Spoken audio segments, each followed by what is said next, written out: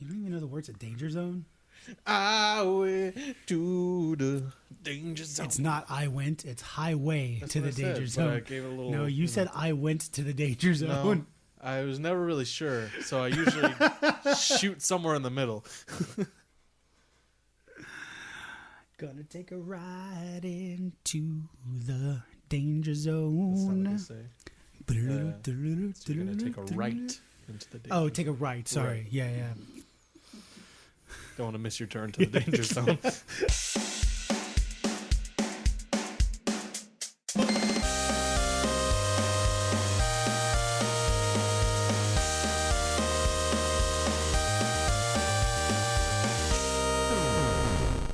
This is Twin Stick Radio, episode 53 for the week of January 22nd, 2018. I'm one of your hosts, Trey Higgins, and I'm joined by Chris Rodriguez. Hello. And Justin T. Lopez. You stole my idea, Chris. I'm sorry, Justin. I just thought about being like chill. Now it sounds like Are we two famous yet? robots are talking to each other. How's it going, everyone? It's not like we haven't been hanging out for like the last 3 2 hours. I smell like Freddy's smoke. Oh God, what have we done? You broke him.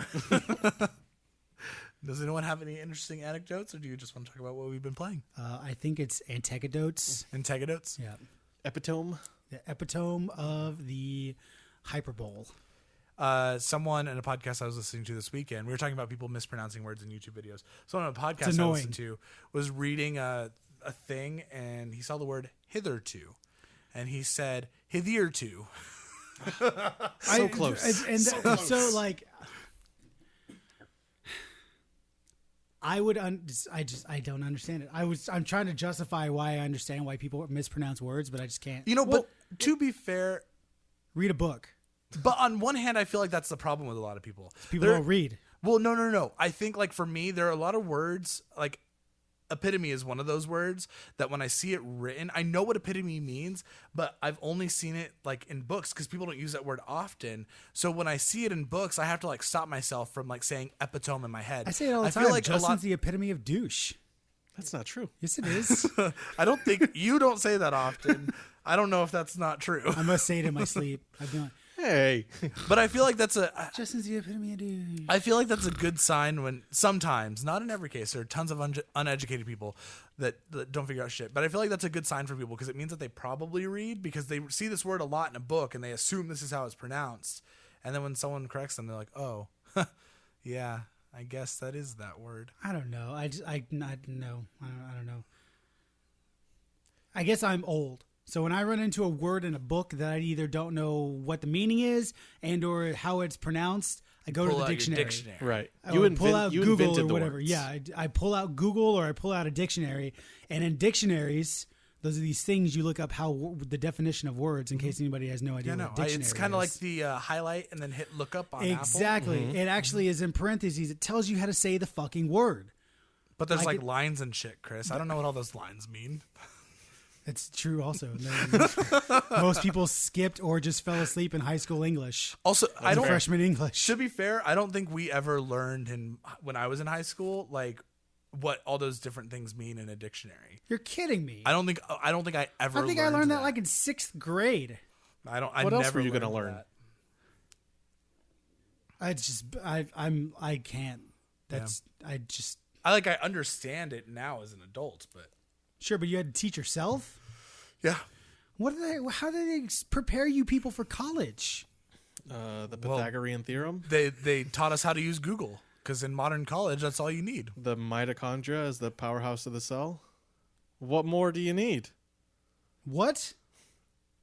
Mitochondria is the powerhouse of the cell. I took like freshman biology. It's and then weird how that's it. Everyone from our generation knows that. It's become a meme at this point. Like, and I think that's why most people know. I make that joke all the time, and like someone goes, "Did you say mitochondria, the powerhouse of the cell?" I was like, "Yes." I don't understand it. It's a joke. Why is it a joke? Because the mitochondria is literally the powerhouse of the cell. Right. Because that's the one thing that high school drives into your brain. Why? Because what else is important? How to life an adult? Nah. Just leave that to other people. Pretty sure that's what I learned in high What school. does lifing and adulting have to do with the mitochondria, which is the powerhouse of the cell, Chris? You mean the metachlorian, the powerhouse of the force? If you guys haven't listened to us before, we are a podcast about video games. We record weekly, and we're up on Wednesdays. We start this show with the same segment every single week. Chris, what are you playing? So, I was listening to a wrestling podcast, and they were talking about Star Wars. They were talking about Solo. And one of the guys that in this wrestling podcast was like, yeah, he basically had the same thing I did. Oh, yeah, I enjoyed Solo. I went in with low expectations. It was fun. Mm-hmm. However, I have a problem with the timeline. I was like, oh, my God, he likes Star Wars. And he goes, I don't want to listening to yourself. No. He goes, I don't know. This is the exact conversation we had last week. Hold on, it gets better. He goes, I don't want to spoil anything. And then one of the other guys, Steve, was like, it's been out for a long time. Who fucking cares? He goes, okay. So Darth Maul shows up at the end of the movie, and he's supposed to be dead. I was like, oh my God, Steven Larson likes Star Wars. And he goes, yeah, he died back in episode 1. It's like, so close. So close. It's kind of like it's so close. It's that feeling that I would imagine that like if like a wizard was just dropped in the middle of society and was like, find another wizard. He's just walking around and he hears someone starting to talk about magic and he's like, yes. And then you realize that they're talking about the card game. Yeah. You're like, oh. Yeah, pretty much. Just another muggle. He goes on a big adventure to find Harry Potter. Like these books, there have thousands of books written about this child. I must find him. I've been playing Star Wars: The Old Republic because, it's just fun. I tweeted out earlier, nothing's scratching the video game itch for me right now because the VIP demo for Anthem is this weekend. Kingdom Hearts is next week. I think the Freddy smoke got to me. Are you dying? Yeah, I think so. And then Anthem's out in about a month. And Division's out about a month and a half. Nothing's scratching the video game itch. Nothing's good enough. Star Wars works because I just love Star Wars and the Old Republic, the MMO. It's a ton of fun, and I love playing it, and I love the story, but nothing's scratching the itch. It's very annoying. I tried to play State of Decay, and it was fun, but it was way more fun with 4 people playing, so it just was okay. It was like, man, whatever. I forgot how to do everything, so I wasn't very good at it again. Is this you coming off the high of Red Dead, so it's like nothing just quite... Yeah, like nothing, nothing's there that's anymore? The problem is nothing's like really scratching the itch. I officially deleted Destiny off my PS4. Like, it's gone. Bravo. Thank you. It's the fourth step. I just got my 1 month chip. It's the fourth step. The crowd goes wild. Yeah. But today I decided, I had a day off today, so I was like, I'm going to play, with the exception of a couple meetings, I had a day off. I was like, I'm going to play Fallout 76. And Whitney's played that game till she's like level 25. She's still playing it. She loves it. So you know what? I'm going to buckle down and we're just going to do it. That game's dumb. I love Fallout, and I love the idea of Fallout 76, but there's just so many mechanics that Bethesda's trying to make work that just don't work in that game. They just don't. It's a multiplayer game in the Fallout 4 engine just doesn't work. Gunplay is just like, you've got to be... Excuse if I don't understand the right verbiage for this. Nomenclature. Sure, thank you. Epitome. But you have to be like slow to take advantage of these controls. You've lost me. So like playing a game, any game really, and I know Everett and Trey for sure can testify to this. You play a game long enough, your muscle memory just gets it. Mm-hmm. And, pulling a gun up to shoot takes less than a second to do these things in these games because the game designers designed it that way, right? It takes half a second to pull up a gun and pull that trigger. And if you're good enough, you can do it all in one fluid motion. So playing first-person shooters for years, I'm used to that. I'm used to being able to that nice fluid motion, pulling that left trigger and aiming as that gun's coming up. I'm aiming my reticle so I can shoot as soon as that gun's up.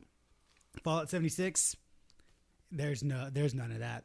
It's like the controls. You have to do one thing at a time. You pull the trigger, gun comes up, then you can finally aim, and then you can shoot. You can't do it all fluidly in one motion. So like Trey was watching me play and he's like, I hear all these button presses on your controller and nothing's happening on screen. And it's funny because with Chris too, like he's not a button masher in a game. Like some people are, but Chris is always really deliberate with how he's pressing buttons. So when you hear Chris's controller going off and you don't see anything happening on screen, you're like, man, this game must really be It's just bad. it's really fucking annoying. It must have really bad Yeah. reaction time. It's just really fucking annoying. And, you know, I've said it before. I still think Fallout MMO on paper sounds amazing. It's just executed terribly. Fallout 76 is just executed terribly. It's just not a multiplayer game. That game is 100% made for a single player story content driven game, story driven game. It's just not a multiplayer game. It may get better, maybe, but I'm not talking about like from an online perspective. I'm talking from a actual in code mechanics perspective. Right. It's not good. It's not cut out for what they're trying to make it. It's just not. It sucks. Yeah, I think that's one of those games that people's internet criticism was justified. Oh yeah, you know? I think 100%. I think sometimes so. there's some bandwagon, Sure. but for the most part, it seems like sure. And you know, I'm not like. I don't think the game looks terrible. I mean, I was playing it earlier. It looks fine. You know, it's not. The biggest problem with that game are just frame rate dips, Frame rate things popping dips, in and yeah. out. Like the actual environment looks fine, but Sure. man, at one point he threw a grenade, and so the explosion happens, and the frames just kind of got cut for a second, and then there was like a delay, and the frames came back in, and there was the explosion. It was just really weird. Yeah, it was weird. But shit like that happens all the time, or he'll be turning and the frame rate will drop from like 30 to 10 until he's done turning. Because I turn my sensitivity pretty far up, so I can turn around quickly. That game just can't handle it. games like, no, please don't do that. Cannot handle turning quickly. There's just, and that's the thing is like, I'm talking from just a pure code perspective. I'm not talking just like mechanically, is it bad? Just what's literally in the game doesn't work. It just does not work. People playing Fallout 4, they're not playing as a first-person shooter. They're in third-person exploring the game using VATS. Mm-hmm. That's just how you play Fallout. I mean, I always played in first person, but I realize that I'm the outlier. Sure, maybe, yeah. And there are definitely people who play in first person.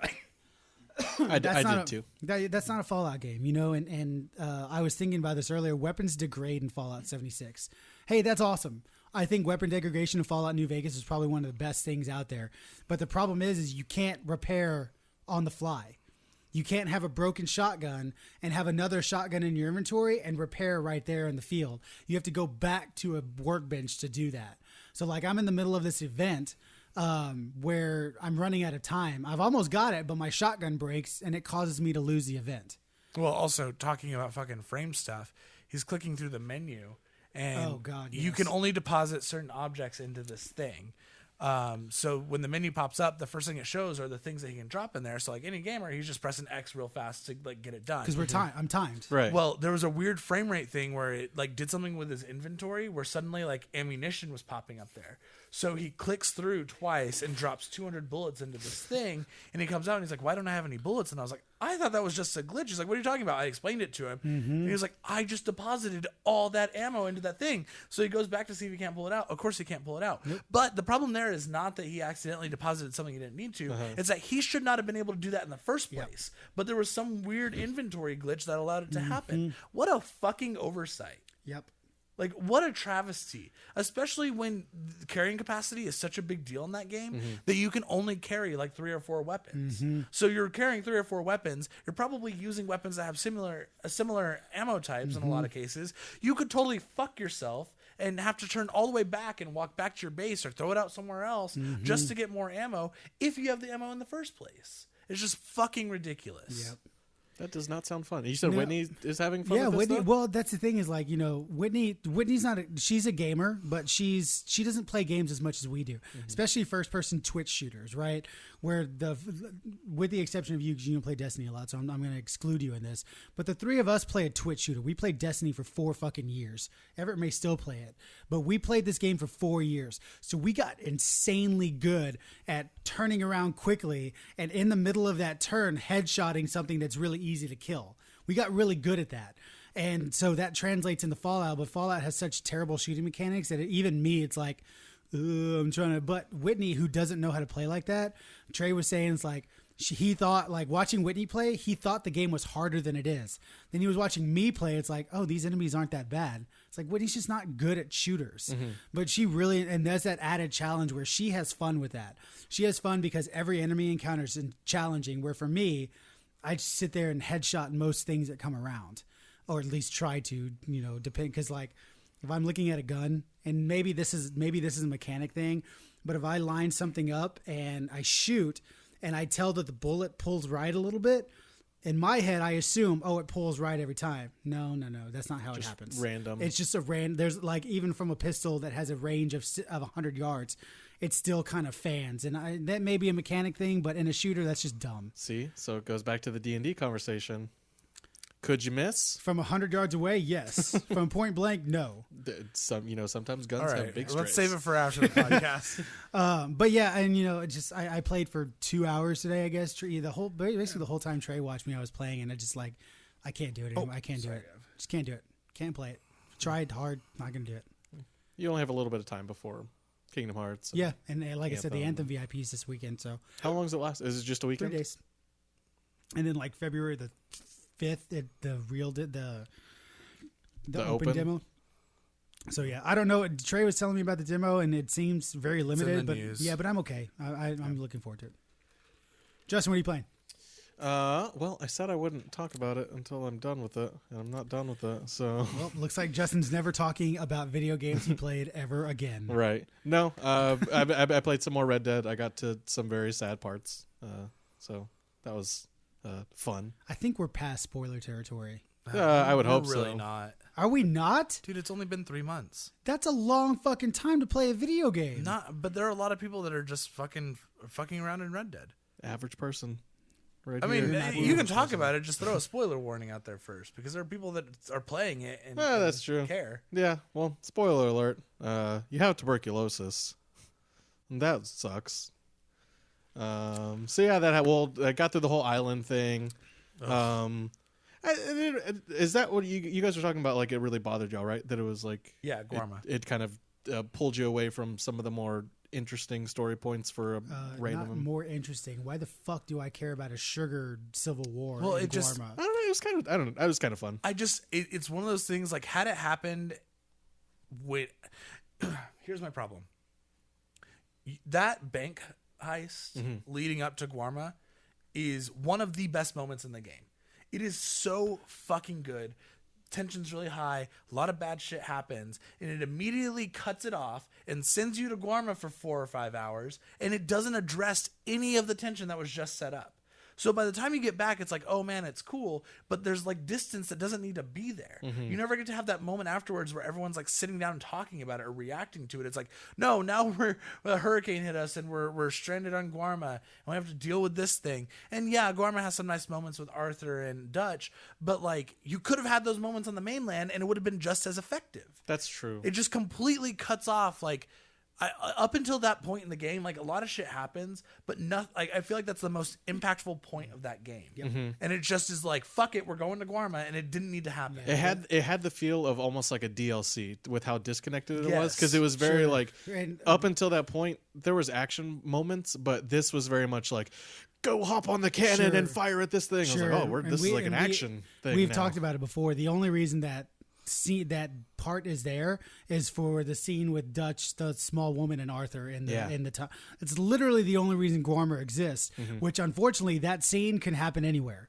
Yeah, Anywhere. but it It could have happened anywhere. right, but it was very impactful. I did like that scene. It could have happened in Saint Denis, and I feel like it would Sure. have been even more impactful. Sure, because you were actually in the city where everything takes place. Yeah, absolutely. It's Yeah, just dumb. not just some random old Yeah, lady it's dumb. It's just dumb. yeah, It's all dumb. So still playing that slowly but surely, and then of course Overwatch and Rocket League, my usual. Hey, you have your Twitch shooters, and I have Overwatch. I don't have any Twitch shooters anymore. You had your Twitch shooters, and I have Overwatch. What about you, Trey? What are you playing? A whole lot of nothing. I realized, I mean, I was working a lot this weekend, but prepping for D&D is taking a while, because basically the way that I have to prep is I have to like prep for the next 2 weeks, because if you guys decide not to interact with the content that I think you should this week, then that's like, oh, I'll have nothing for you. So I have to just make sure that I'm planning well ahead in case you guys decide to skip things. And that takes a lot of time. Imagine if you didn't have like the module. Well, right now I don't have the module. That's the fucked up thing. Okay, is well, that again, imagine if you didn't have the module. I get what you're saying though. It's like right now it's to the point where like at any time I can start the next chapter of the module. We're not. There's nothing that really has to happen right now, but there's a few things that I want to introduce to the party, or at least give the party the opportunity to introduce to themselves. So right now, like, we're really running off book. Even like the faction quests that we have, I've made most of those up because I don't like the ones that are in the book. But it's just because you can't predict what the players are going to do. Like, there was one thing that I thought the party was totally going to be into and want to interact with, and you guys completely skipped it. And you still have time to go back and change that, but I really thought you guys. I was going to ask him what it was. I really thought you guys would really be into this idea, and you guys were like, nope. And I was like, okay, well, cool. Then I just have to pretend like this is not a thing unless you change your mind. Is it the ghost? No, because Taylor really wants to kill that ghost. He doesn't want to kill it anymore. Oh, now that he knows it's good, he doesn't want to kill it anymore. Oh. I don't know. He was pretty ready to cleave its head off. He doesn't want to kill it anymore since he knows it's good. We'll see. Yeah. So D&D. Yeah, so that's mostly what I've been doing. And also, it's just one of those things, too, where, like, I really want to do a good job. So a lot of times when I have, like, random amounts of downtime, or, you know, when I'm having a cigarette, like, I'm just reading about what other DMs are doing, not only with Waterdeep, but also just in their own games and modifying ideas, which has worked out. And, like, in one case, this is something that you guys aren't going to deal with for a really long time, but I had a really good idea for this overarching plot, and then someone else threw out an idea, and I took their idea and merged it with mine, and I'm like really excited about what all that stuff means, and that's something that I easily could have skipped had I not been like looking for outside, you know, resources. And a lot of times I can go to Chris for that, but there are some things that I don't want him to know, so I have to go and figure it out myself. Mm-hmm. So yeah, there you go. That's what I'm doing. That's what I'm playing. You guys want to talk about the news? Nope.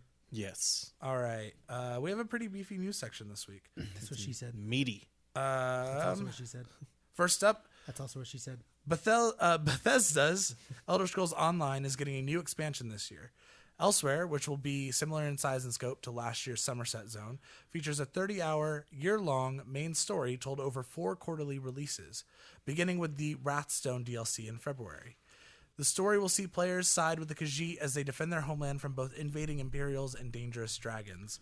Dragons are being added to ESO for the first time and elsewhere, and will be more difficult to defeat than the ones players may have encountered in Skyrim, according to creative director Rich Lambert. I would hope so. Elsewhere also introduces the Necromancer, the MMO's first new class since the Warden was added in 2017's Morrowind expansion. Lambert briefly detailed the new class, saying NPCs who witness necromancy will alert guards, seeing as it is frowned upon, if not outlawed, throughout most of Tamriel. Before Elsewhere hits in June, the aforementioned Wrathstone DLC will bring 2 new dungeons and some quality of life improvements, a new zone guide, and an overhauled guide trader UI to the Elder Scrolls Online in February. I'm really excited. I mean, I probably won't hit it, but I know I'll hit it at some point, and I'm excited for dragon raids or dragon dungeons I'm or excited for dragon world dragons. bosses or That sounds something. really cool. Yeah, I would hope they're harder than fucking. I think in Skyrim, I never finished the main story, but I'm pretty sure I got to like some of the real. I never fought Alduin, but I fought some of the name dragons. Mm-hmm. I think one of them I took down in like 2 shots. well, that's like early on in Skyrim, dragons are really cool Sure. and they're tough. But man, once you hit like level 15 in that game, they're nothing. Yep. Yeah. They're not even the hardest thing in the game to fight. The Nope. fucking dragon priests are, Yep. and Or even then, the- they're not even that hard. or the Black Knight, The Black Knight. Oh yeah, he's hard. but you have to be like level 80 to even see him. yeah, Did they say if the dragons in ESO are they going to be like raid bosses, or is it going to be kind of like a random encounter They haven't thing? said, but I would assume they're probably There's 3. Mm-hmm. I don't think they're going to go past 3. yeah. It seems like these dragons are very deliberately Yeah, in yeah. this place. Okay. There's a red one, a blue one, and a green one. Okay, And so it it's very- not going to be like Skyrim where you No, could just happen I don't. upon a dragon. I don't think so. But it very much seems like the green one is like the I don't want to say Leader? leader. Yeah, but sure. That one seems like it may be a raid boss, and the other 2 could be like a world boss and a dungeon boss. That's my take on it. But I really like the idea of them rolling out a story throughout the year. Yeah, Like so like Morrowind and Somerset came out, and however long it took you to finish the story, you finished it. 20 hours. What you can just steamroll through it. But this is like an ongoing story, a lot like what SWTOR does. Star Wars Also, what WoW did. yeah, what WoW's doing with Battle for Azeroth, the story is going to be rolled out over time. So there's always a reason for you to log in either day to day, month to month, week to week, month to month, whatever it is. Right. I really, really like that. And I think too that also gives them a little bit more time to create. Sure. Yeah, more. absolutely. You're giving people content with the plan of this is what we're doing for the rest of the year, so expect more content, but you don't have to have it all ready all at once. Yeah, no, I think that's one of the biggest problems with the way that some online multiplayer games tell their stories is that because they have to finish, a short experience in a short amount of time. A lot of times, there's no tension in the story. So it's cool to me that they can kind of do like this episodic thing and give you a reason to give a shit about the next part instead of just being like, oh, here's another quest marker. Yeah, there's a reason I don't like one shots in D&D. That's exactly why. There's no reason, no stakes. There's no stakes. There's no reason for me to come back next week. I don't have anything to look forward to. It's the reason I hate one shots. The only thing I hate about this entire thing is that law thing with the necromancer. It bothers the shit out of me. So like if I'm fighting, like let's say I'm fighting in a zone and I'm trying to kill enemies or I'm farming for something and I'm playing a necromancer and some random NPC is on a road and he sees me casting a necromantic spell, are they just going to run it? So am I going to have guards on me all the time? I would expect that it would only matter if you're in a town. Which makes 100% sense. Yeah, I wouldn't think it would, because I don't think there's a lot of wandering NPCs out in the wilds. There is, especially in Somerset. There's quite a few, but they're roving like. But I also would hope it's not one of those things where they just run off screen and then guards spawn in. That's right, stupid. But that's my point. Is like if I choose to play a necromancer, am I basically hindering myself because I'm always going to have guards after me? I would at some expect point it in would time? only be a problem in town. I would hope so. That's all. That's my only takeaway from that. Because Whitney and I watched the live stream. Is she excited about it? Yeah, she is. Yeah, she loves that game. I don't think she loves that game for normal gamer reasons, but she really likes exploring that world. Yeah, my impression is she loves it for the same reason why she loves Skyrim and the Sure. other Elder Scrolls games. Yeah. Which is why she loves Fallout 76. It's just she likes exploring. See, like as much I love the world of Fallout, and I wish that's my favorite place for Bethesda to tell stories. But ESO nails it on stories. Like they have some really cool fucking stories. The Morrowind arc was awesome. It's so easy in a universe like Elder Scrolls to tell stories. I get why maybe they felt a little bit more hindered in 76, but what was the other thing? There was one other thing I took away from that thing. What was it? I'll come back to it if I think about it. Go ahead. Okay. Move forward. Hideo Kojima, I meant Kojima in my notes, has shown 2 hours of gameplay for his upcoming Death Stranding to developers at Guerrilla Games. Kojima Productions head of marketing and communications, Aki Sato, made it clear that the game is not fully completed yet, much to fan disappointment and in spite of the fact that many people are still convinced this game is coming out this year. Death Stranding, Who's convinced of that? Oh man, there are so Many many people. fucking articles. It's ridiculous. No offense, but Tim, I'm not insulting Tim, but Tim Geddes from IGN is from Kind of Funny is convinced it's coming out this year. Death Stranding is running on Guerrilla's Decima engine, which may explain why the devs got an early look at the project. Okay. Were they allowed to give any impressions of the demo or no? No one has said anything about it. No. But also, like, I don't necessarily think that the average game developer is like that active in the media unless they know Jason Schreier. I would assume this was more. Are you done with the news story? Yeah. Okay. I would assume this was more of a, hey, you guys are devs. Take a look at what we have. How can we improve? Well, and it's also it's probably also too like, say what you will about Death Stranding, but from the demo that we saw last time, it was running. It was mostly, like actually in game. It was it was running in game and it's beautiful and it's beautiful to a degree that maybe Horizon Zero Dawn wasn't. And so I would say like if you're using someone else's engine, I bet it's also a time to be like, hey, look at the things that we've done with the engine. Sure, but from that, there's a lot less happening in Death Stranding than there was in Horizon. I mean, and it probably. Definitely in the things that they've shown because they're just vertical slices of the game. Yeah. But I don't know what the final product would look like. Sorry, Tim, this game's not coming out this year. You may get like the Ground Zero. Is it Ground Zeroes? What was the Ground Zeroes? Yeah. The demo of Metal Gear 5. You might get a demo at the end of the year. Yeah. That's fucking it. You're not gonna get You're not gonna get Death Stranding a till demo of a Norman Reedus walking simulator. I don't know what it's just. Anybody under the delusion that this game's coming out this year is the same people who think hot dogs taste like hamburgers. Well, I think it's a misunderstanding. I think people assume that this game is coming out on PS4, but it's my understanding that they've never set a console that it's coming out on. Yeah. And there is no way it's coming out on PS4. I mean, because even if you just look at the production side of things, like this game got into production like 2 years ago. It's not that long of a time. The problem with the game is not that it's taking too long, which it will take too long because it's Kojima. The problem is that they started talking about it way too early. Sure. All his games. Yeah, within 6 months of them starting development on it, they already had a trailer that they were showing off at game conferences. But that's not a reflection of the amount of time they put into the game. Nope. Especially since that whole first year and a half was them just structuring the Decima engine to make it work for what they needed it to do. So, this is a fun story. Ubisoft faced backlash last week after releasing the second part to their 3-part Assassin's Creed Odyssey DLC, Shadow Heritage. In the DLC, the player character is forced for story reasons to enter into a heterosexual relationship in order to have a baby, regardless of the romantic relationships players pursued in the base game. In response, Ubisoft released a statement apologizing for the decision. Quote, "Reading through player responses of our new DLC for Legacy of the First Blade, Shadow Heritage, we want to extend an apology to players disappointed by a relationship your character partakes in. The intention of the story was to explain how your character's bloodline has a lasting impact on the assassins, but looking through your responses, it's clear that we missed the mark, ellipses.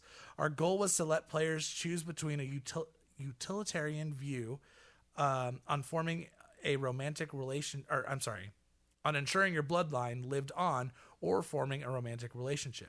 We attempted to distinguish between the two, but could have done this more carefully as we were walking a narrow line between roleplay choices and story, and the clarity and motivation for this decision was poorly executed. As you continue the adventure in the next episode of Bloodline, please know that you will not have to engage in a lasting romantic relationship if you do not desire to," end quote. Ubisoft has confirmed that they will not change the ending of the DLC, but has committed to changing the title of the Growing Up achievement trophy players receive after completing the chapter, as some members of the community felt that the trophy implied being gay and not having children made one immature. Go ahead, Chris. Let her rip. Do I need to? Am I the only one who thinks this is stupid? Here's my thing about it. Assassin's Creed has always been very clear about the importance of bloodline and the fact that all these characters are related. Sure. I get why players might be surprised or disappointed because they feel like they had agency and a choice, but at the end of the day, what do you expect? I'm sorry. Story. Gay people can't have kids. That's like biologically. That's like getting mad at Ross and Rachel for having a baby and Friends. It's a story. It's part of the story, right? I guess. Well, that's more of a clarification. Are you having a baby as part of the story to continue your bloodline? Yes. Well, I think the whole thing is just to justify that connection between Bayek, Alexios or Cassandra, and then Altair and every other assassin after. Sure. From what it sounded like too, it sounds like they had kind of the decision of, are you doing this with the intention of just passing down your bloodline, even though it's not like a romantic thing, or it can be a romantic thing because you're heterosexual or whatever. But it just sounds like they missed the mark. I mean, none of us played the DLC. I haven't played it. Are you confessing your undying love for this person that you're creating a baby with? My impression is just that from what I've read, I actually haven't watched it or seen the ending of this DLC at all. But the way that I've seen it is it's just kind of sudden. It's like, oh, now Alexios or Cassandra is standing with a woman that he very clearly had this child with. And so a lot of people took that to mean like, oh, now Alexios or Cassandra is in a heterosexual relationship. So they're assuming. I think that's a fine assumption to make. No, it's not. I know plenty of people that fucking literally choose a person to continue a bloodline. There's no relationship there. There's no love, there's no nothing. It's literally for the purpose of continuing your bloodline. Well, I mean, but like, I guess here's like, I feel like an equivalent to this would be Mass Effect 2.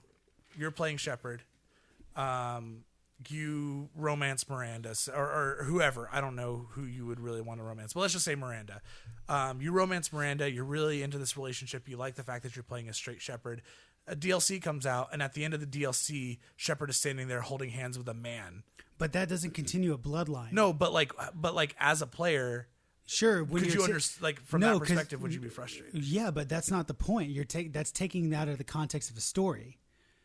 Well, I mean, that's literally not what. To me, at least I don't know. I'm just going from what I've heard in the news story. Your scenario should make players mad.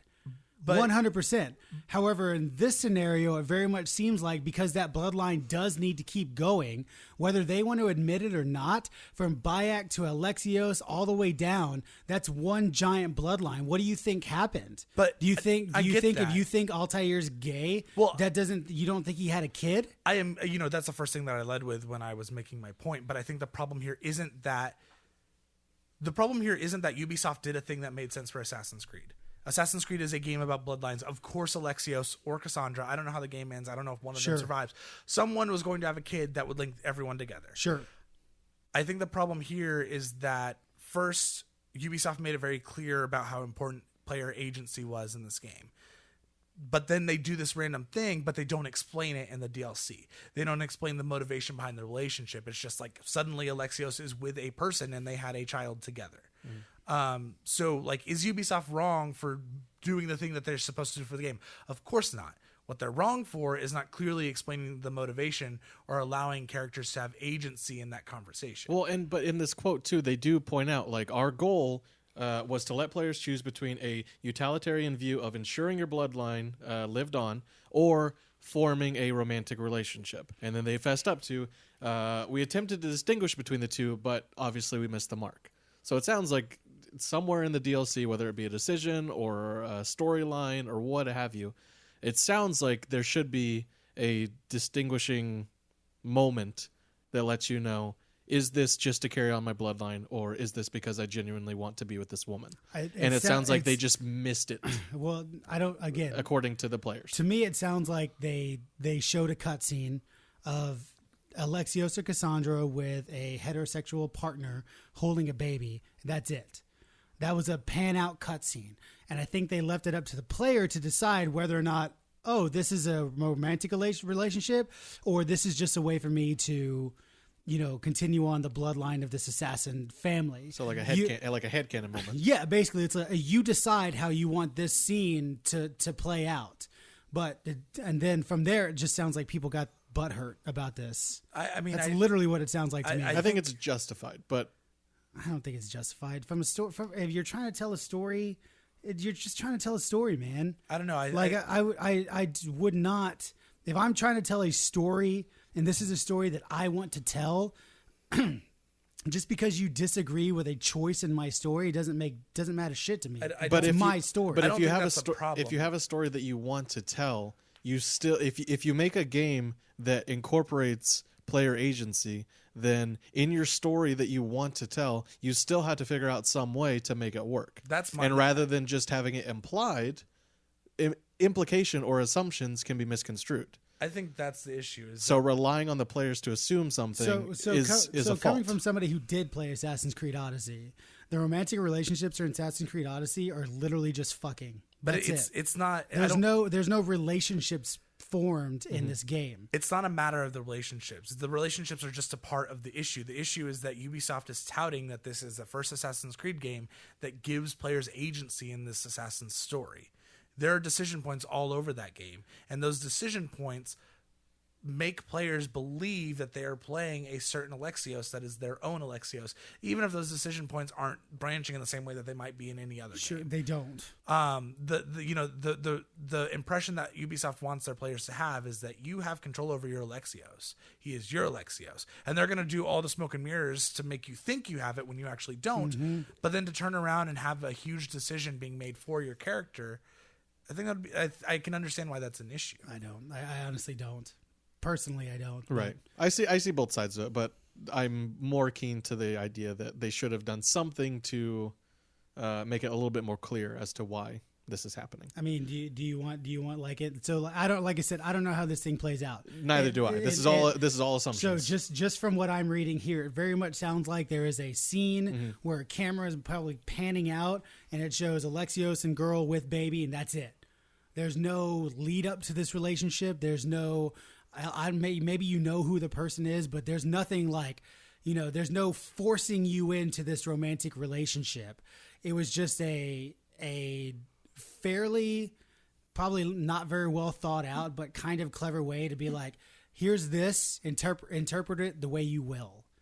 Right. And for most people, that should be okay. Like, oh, okay. Yeah. I get, as an Assassin's Creed player who's been playing since 2008, I understand that bloodline is extremely important in Assassin's Creed, and if this person didn't continue the bloodline, then games like Assassin's Creed 1, 2, 3, blah, blah, blah, wouldn't exist. But I think I understand that why the bloodline needs to keep going. I think you have more forethought or hindsight or whatever, the more than the average player would. Maybe. Like, it could seem like this is coming out of nowhere. Like, you play this game, Maybe. and you make all these decisions, and then boom, in a cutscene, I have a kid with a woman. And you know what? To play somewhat devil's advocate here, this is Odyssey's the first game that isn't an Assassin's Creed game. I said it when we talked about Assassin's Creed in the first place. This sucks as an Assassin's Creed game. It's just not an Assassin's Creed game. Nothing about this game screams Assassin's Creed in any way, shape, or form, minus the lore and stuff that's taking place in the game. Other than that, nothing about this game says Assassin's Creed. Yeah. Nothing. I mean, you don't even get a fucking hidden blade. Maybe as an alternative to this, maybe something they could have done. Again, I haven't played the game. I don't really know how it works. But for someone who maybe isn't aware of kind of the importance of bloodlines. So if someone's playing this game, they don't really fully understand the implications of these things. If your character were to sit down with a higher up or someone who's close to them and explains to them, hey, like, you need an heir, basically, or you need to pass on your bloodline so this thing can continue. Sure. And then you have a choice. Do I do this for this bloodline reason, or do I do this because I want to love sure. this woman? I mean, that's as simple as it is. I mean, you just make a 5-minute, conversation cutscene where two people are talking about this. I think that's also another problem too, is that like in Mass Effect, if the game had ended and Shepard was with a woman and they had a child, that would seem extremely off the wall to me, because bloodline and passing down your genes is not a prominent theme throughout the game. Sure. And while people that understand the series of Assassin's Creed understand how important bloodline is and how that's pretty much the entire game to a certain degree, I could understand how an outside player wouldn't pick up on those themes if they're not super invested in it. Sure. And it seems like, especially with the DLC, Ubisoft probably could have done a better job from Chapter 1 of just talking about the importance of bloodline. But that's one of those things, is like, if you're ignorant on something, why speak up about it? Do you know what I mean? Like, because I don't think that people necessarily care that this game is an Assassin's Creed game. I think they care because they really like the protagonist. Yeah, maybe. Which I don't know. It's I know nothing about Twilight. Nothing. Period. Move to the next I think story. I've watched the first movie, but I'm not going to share my opinions on how Twilight could be better because I don't understand it.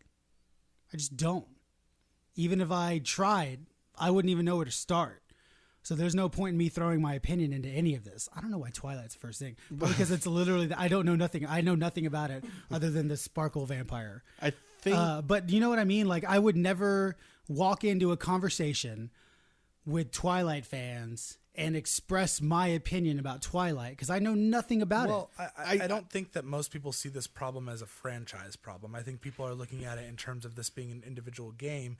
Which is my point. But you can really love an individual game and be considered an expert on said individual game without necessarily caring about the whole franchise. But then you're not an expert on the franchise. But it doesn't matter, because I don't think people see this as a franchise Which issue. They should see it as a franchise, because there's like 9 games that say Assassin's Creed in the front of it. Sure, but and it's you have to be living under a rock if you don't understand this is part of a franchise. But and there's an overarching story that goes from between every single game. I don't think Ubisoft would want it to be seen that way either, because at that point you're alienating a significant portion of just gamers that may not care about Assassin's Creed but may really like a game. Are you alienating? Because like they keep giving away these games for free just for buying the other ones. Well, I mean, yeah, fair enough. But I think that the biggest barrier to anything, anyone doing anything, is you're like, right. I really like. You are constantly saying you should watch Supernatural. You would love it. Oh yeah. I do not want to watch Sure. 14 seasons of No, yeah, 23 no, episodes that's true. per season shows. That's very true, and that's the thing. You're right. It's 2008, right? I think Assassin's Creed 1 with Altair was 2008. I want to say 2008. I think it was 2000. That's 10, maybe 2007, 2008. That's 10 years of games you would have to catch up on. That's like 9 or 10. That's a lot of games. Right. I get it. I understand that viewpoint, but you know it's a franchise. What? Is it showing you the movie? I literally Googled first Assassin's Creed release date, and the first thing that pops up is Assassin's Creed the Ezio collection on Xbox One. Wow. Well, there you go. There you go. Google. Way to be November there, 13th, Google. 2007. 2007. Yeah, I don't know. It just, it's that it goes back. I think I'm always going to side on that whole storyteller perspective. It's kind of like the Witcher discussion, right? Why is everybody in The Witcher white? Well, because it was written by a fucking white dude from Poland. Everybody there is white, and it takes place in kind of Norse mythology. That's why everybody's white. There's a reason that everybody's white in that game. Well, like, is it a social injustice? Sure, but it's a story that he's trying to tell. It's just. I don't think the problem is necessarily with the story. I'm not saying that I don't. And that's what I mean. The problem isn't the story, and I understand that their problem isn't the story. Their problem is that they don't have. Ubisoft created a game that touted player agency, even though it really isn't there. And if you played the game, you would understand that player agency 100% does not play into the choices in your game. I feel like that can be said about most games. Game's still going to end exactly the way it ends. Right. Just maybe one person may be alive that's not alive. But you don't have different endings in Assassin's Creed Odyssey. It is literally the same fucking ending. So, you have this false player agency, and then this happens, and they, I understand why people are upset and or think it could have been handled better. However, it's just a dumb argument. It's a dumb soapbox to be on, in my opinion. There's plenty of other games that... I don't know. There's plenty of other games that I think you should be on your soapbox for shit like this, but I don't think Assassin's Creed's one of them. I don't know, because I think that like Ubisoft, is this a huge deal? Like, is this a huge deal? No, this is what Assassin's Creed is about. I agree with that. However, I don't think that Ubisoft reserves the right to say we want to copy a style of gameplay in very specific ways, but ignore it in others. If you want to have an open world game where you are giving players agency, even if it's fake agency, if you're trying to sell player agency on the box of your game, you need to think about that when you're telling a story. Sure. Mm-hmm. That's just how it goes. And Ubisoft, it's not a big deal. I really don't think it is. Right. No, But again, I think that Ubisoft needed to learn this lesson so Sure. that the next time that they put out a game like this, But again, I think it's better for this experience. I'd have to play it, and I plan on playing this because this whole Atlantis and the First Blade seems really fucking great. But I can, like, the thing is I think when Ubisoft did do this, I can almost guarantee you it's just that cutscene that I was just describing. Mm-hmm. So the player agency is there. You can make whatever headcanon you want because it's not part of the like story, right? It's not like you romanced this person, you fell in love with this person, you had a baby and then had a family the rest of your life. I don't think that's the way this thing plays out. I can almost guarantee, like 85% in my headcanon, guarantee that this was just a small little cutscene where it showed Alexio, a woman, and a baby, and you make the assumption that you want to make. Whether or not that was clear, that's the problem. But I don't... exactly. That's the problem, is that it wasn't clear. I don't think it would have hurt anything, whether you played a straight or a gay character, if in that cutscene there was an explanation of the importance of a bloodline and why this is happening. Well, I think the fact that there's no explanation as to why you would have a kid is the problem. Sure. It's just like Red Dead. Red Dead, you have some player agency as far as like what you do in the open world. But whenever it comes time for storyline purposes, it is very clear the role that your character is playing in this world. Sure. There's also just this big issue that Ubisoft has tapped into, and I don't think they meant to tap into it, but it's a thing, and we have to acknowledge its existence. But there is a thing called fucking bi and homosexual erasure, even asexual erasure, where people in video games or in storytellings present these ideas of someone being gay or bi or whatever, but then don't represent it or ignore it when it's convenient for them. Mm-hmm. And I don't think that was Ubisoft's intention, but you are presenting an idea to a community that has really sensitive nerves about this specific issue, and then you do it by accident. So should you be able to look at that cutscene, which I would assume that's also how it works. But should you be able to look at that cutscene and be able to infer whatever you want? Sure, but that's ignoring hundreds of years, well, I mean, I guess in 100 years of popular media just ignoring homosexuality altogether, which it's a thing, and I don't think Ubisoft meant to do that, but that's what they're facing when they start addressing these issues in their games. Sure, I mean, definitely if you look at it that way, 100%. I like I said, I look at it the other way. Like, I don't think they're erasing homosexuality at all, because the option, your headcanon's your headcanon. You can infer from this cutscene whatever the hell you want to infer from this cutscene. Does that make sense? No, I get what you're saying, but I also I think you're also saying that without. I would say that that's not something that you've ever had to think about or deal with. You're 100% right. I haven't. And so for you, that nerve might not make sense, or it might not be as obvious, and that's fair because it's not your experience. But when you're talking about an average person who gets really invested in something, and the first thing they see is some contradiction to how they expressed their character, they're going to take it really personally when that should not have been the case.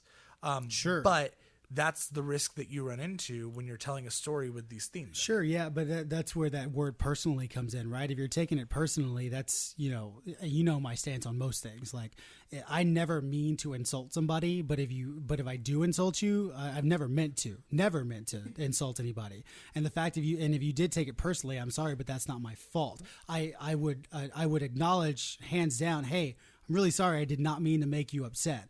However, that's not my fault that you got upset. Does that make sense? Well, I don't think it's.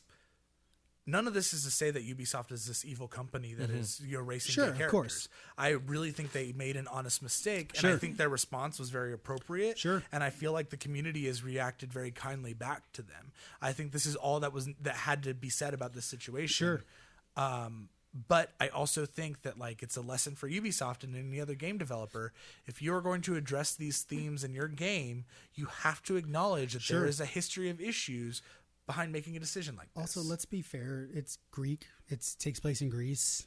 Everybody was bi in Greece. Yeah. Let's be completely You're not honest. wrong. That's fair. Literally everybody. In Odyssey, there's this I assumed it was a bromance that you could start with somebody.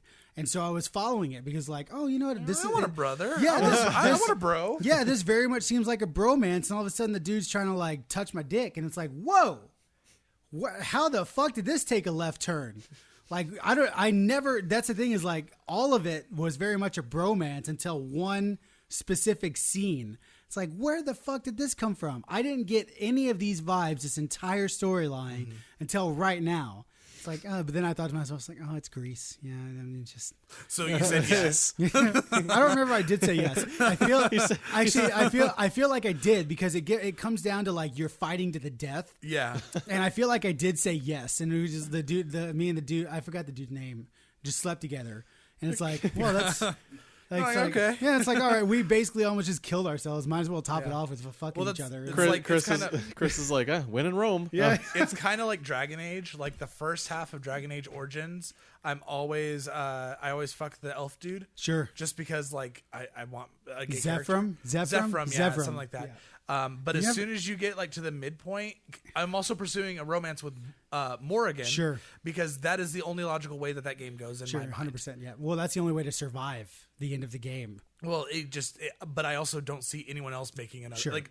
That is the Sure. right decision. Sure. Did you know you can? I never knew this until way after Dragon Age Origins that you can have a threesome with Zephyrum, Liliana. I'm sorry, a foursome. Yeah. Zephyrum, Liliana, and The pirate chick from the second game. the pirate chick from Isabella. Isabella. Had no fucking Yep. clue you could have a foursome in Dragon Age Origins. Yep. I sure as hell went back and tried to get it. It's really fucking hard to get. Yeah, that because you have to foursome fucking romance Layla. Yeah, the you have to perfect do amount. a And she's- shit ton of stuff. For someone who talks about sex so much, she's a big fucking prude. It's really annoying. There you go. It's true to real life. Yeah, it's- Foursomes difficult. Yeah, it's super hard. Difficult to put Yep, together. yep. That's 4 schedules you got to work Unless you're around. trying to make a gay foursome happen, I could do it with Grindr in 4 minutes if I wanted to. 1 minute per guy. God, the perks of being gay. I know. You could just make a foursome happen. You know how hard Justin and I would have to work to make a foursome happen? The other night, I wanted company, got on Grindr for 5 minutes, and then headed over to someone's house. That's what I mean. You know how hard it would.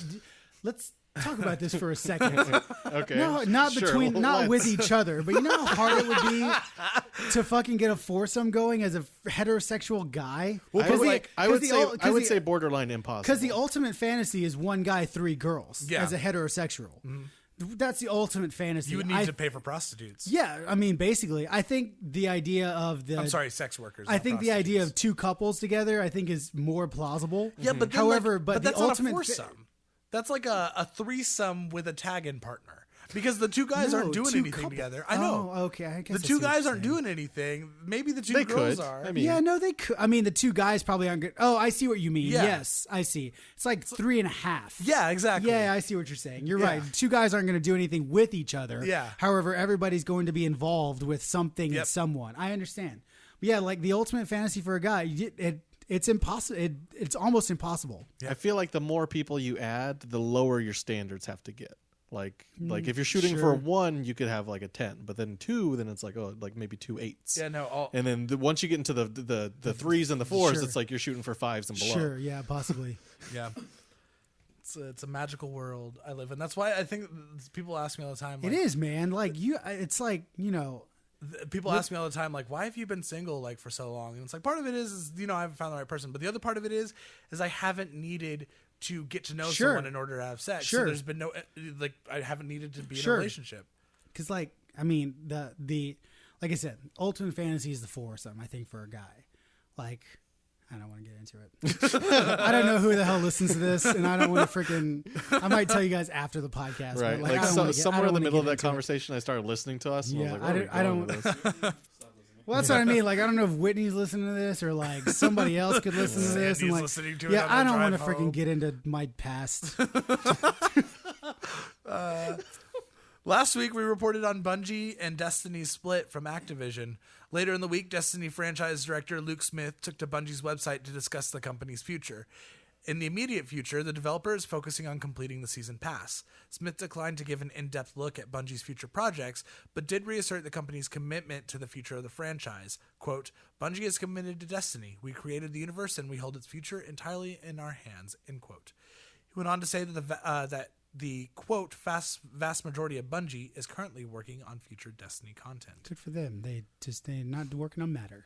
Good shit. Well, chances are Matter's just in early production. Sure. Whenever they finish their next Destiny thing, whether it's an expansion or Destiny 3, those people will probably jump on Matter. Good for them though. Grab the traveler by the balls. There's just one ball. Grab Grab the traveler by the ball. There you go. The more important Destiny news from that same thing is, in his post about the future of Destiny, Luke Smith did comment on the criticism the company has been receiving regarding the high power level requirements of the DLC. Quote, we want to find the line between new content that many players can play and aspirational content for players to progress towards. We are exploring improvements to catch up mechanics for players in upcoming seasons, end quote. It's too late. It's 100% too late. Yeah, they definitely missed you don't the need mark. you don't need catch up mechanics. You just need fucking difficulty gauges. It's not fucking hard. Yeah. You don't need to make players play old content to catch up. Sure, make your new content at 650 and 700, but have a little fucking thing there that says easy and hard. Yeah. It's not hard, Well, man. it's just one. It's one of the big failures about tying progression to armor and weapons. Sure. Like, power level shouldn't be a thing. At It least shouldn't. it shouldn't affect the gameplay, especially the core gameplay. I understand it affecting PvP and Iron Banner and raids and high level strikes and shit like that. I get it. But your core fucking gameplay mechanic, with every new expansion being locked behind a power level that people don't actually have time to get to, is ridiculous. But Yeah. this also shows how disconnected and like misunderstood, like they don't understand their player base. If they think that having this like high power level caps or high power level requirements is aspirational, whenever it's really it's discouraging. You're looking at this and it's like, well, I can never reach there, so I'm not Sure. even going to play. Well, Right. You know, it's like you're not aspiring to get there. It's just I feel so discouraged. When- I don't want to play. Yeah, when all you need is like a difficulty gauge. Like, I've been watching a lot of Anthem stuff recently, and there's like difficulty gauges for stuff. There's like easy, freelancer, hard, and then I think there's like 3 levels past hard. And the gear score depends on your player progression, but just because I'm at a lower gear score than somebody else doesn't mean I can't do all the content. I just roll it down and work my way up. Yeah. Fuck, man. Yep. Getting fucking worked up about Destiny again. It's just I just don't. Trigger. Yeah, it's a trigger word. I just don't. Trey and I were talking about it this morning. It's like Bungie. I think I really, really, really believe that Bungie just revolutionized the way we think of first-person shooters with Halo Combat Evolved. They created the way first-person shooters work nowadays. And I think they take pride in that, which is amazing. They should take pride in that because Halo Combat Evolved changed the fucking game. After Halo Combat Evolved, first-person shooters were never the same. From Call of Duty to Killzone to Destiny to everything. Everything copies Halo Combat Evolved. And I think Bungie should 100% take pride in that. But what Bungie doesn't do is that they're so arrogant and so prideful that they don't want to take tried and true practices and games and use them in their games. And I think that's why Destiny's in the state it's in, is because they keep trying to Reinvent a wheel that works. they keep trying to reinvent a wheel that just already runs perfectly, and they keep failing at it. They keep making a wheel and it goes flat every single time. When all they Making that get square wheel. yeah, whenever they have to do is just copy fucking Diablo in your loot system, or copy Anthem, or copy somebody. You don't have to keep doing it your way, because it's proven time and time again throughout 5 years of Destiny, your way does not work. Period. Right. Well, I feel like you don't make progress in anything if you ignore everything around you. Sure. But meanwhile, you have fucking streamers out there that are like, oh, the power level requirement should be so much higher. Yeah. And guess who Bungie's listening to? Yep. Last up on our news list, in an effort to prevent further spoilers for Kingdom Hearts 3, Square Enix has removed the epilogue and a secret movie from the launch build of the game. They plan on releasing both as a Day 2 and Day 3 patch. According to Kingdom Hearts series director Tetsu Nomura, the epilogue and secret movie represent the, quote, biggest spoilers, end quote, in Kingdom Hearts 3. Makes sense. It does make sense, except for people that don't have access to the internet and Sure. can't get the ending of the game. Sure. Oh, I didn't even think of that. Yeah. I get it. I get where he's coming from, and I think that's a revolutionary idea. But Yeah. can you imagine you live in Podunk, Nebraska, no internet on your corn farm, and You're a huge Kingdom Hearts fan because you've been playing since PlayStation 2. Yep. Wow. you finally get it, and it 11 takes you years. 7 days just to download the patches. Yo, yeah, absolutely. If you can download them at all, Now I just feel bad. Yeah, I mean, I think it is a great idea. They just didn't think it all the way through. Well- because it's true, man. I would really hate to start playing Kingdom Hearts and be scrolling through Reddit or YouTube or whatever it is, and all of a sudden I see a screenshot. Because the secret endings in Kingdom Hearts are always like, I mean, they're fucking boner inducing. Let's be completely honest here. From my understanding, the secret endings usually indicate what What the things for next? game. 100%. Oh man, when I got the secret ending to 1, after beating it on not hard mode, what's it called? Proud mode. Yeah. And getting the fight between Roxas and Riku. Yes. You have no idea who Roxas is at the time because his head's covered. All you see is people running up the side of freaking He's buildings. got the 2 most powerful keyblades with him, and they both have keychains on it. So you think to yourself like, "Holy shit, who the fuck is this?" Those are literally for Kingdom Hearts lore. Keyblades with keychains on them are reserved for Keyblade Masters, which are Sora's not a master, but he's special. Mickey and Sora. As far as the first game goes, it's Mickey and Sora. That's it. So seeing another person with Oblivion and Oathkeeper in this black, robe jumpsuit fighting a blindfolded Riku in the same jumpsuit, you're like, what the flying fuck is happening here? And it's the coolest, it's still one of my favorite video game moments of all time. Oh, no. Is unlocking this thing and watching it and my jaw just being like, holy shit, what did I watch? Play it again, over and over. New Heartless are popping up all over the place, and they're in this place that you've never seen before. Ends up being the last level of Kingdom Hearts 2, which you have no idea. Oh god, it's so good. And As a kid growing up God, in it's East so Texas, good. where we didn't really have internet like at all, Sure. no like internet videos or YouTube or anything like that. Like, I mean, it's PS2. You didn't have that shit. I mean, internet was around. YouTube wasn't around yet, though. But When I was playing Kingdom Hearts, oh yeah, sure. I guess your internet was around. like but AOL. yeah, Watching a video online was almost impossible. Right. Yeah. But so, yeah, whenever my group of friends found that ending, we literally thought it was the coolest thing ever. It really, Seeing that dual blade wielding keyblades, I was like, this Yep. is next level. Yep. Well, it also raises the question of like, really, you know, I don't understand how you could be a gamer in modern days without the internet. It's so essential to just the way that games are being developed. Sure. But I don't understand why like GameStop or Best Buy or something doesn't have kiosks where you can come and like plug in your PS4 Well, you know what, to a wired connection and then just update. You know what it used to be. I know for 360 they were you pushed could, they were pushed would through send you, like, Xbox a Magazine. disc. Yeah. Yeah. All game updates for the original Xbox and the beginning of 360 were pushed through official Xbox Magazine. Yeah. Those little demo discs. Just stick it in there and your console updated like that. That's how they updated consoles, original Xbox, and the beginning version of Xbox 360. I didn't know that. Yeah, they were pushed through that, and that's a great way. I really like your idea. Go to GameStop, plug in your console, update it. You know, it may take a little while, but it'll update all the games on your system. So if Kingdom Hearts is one of them, now you can access the secret video. Yeah. And again, I get where he's coming from because it really is. I think in a gaming sphere, especially in the Kingdom Hearts fan base, the secret ending is what you strive for in Kingdom Hearts. That is the thing.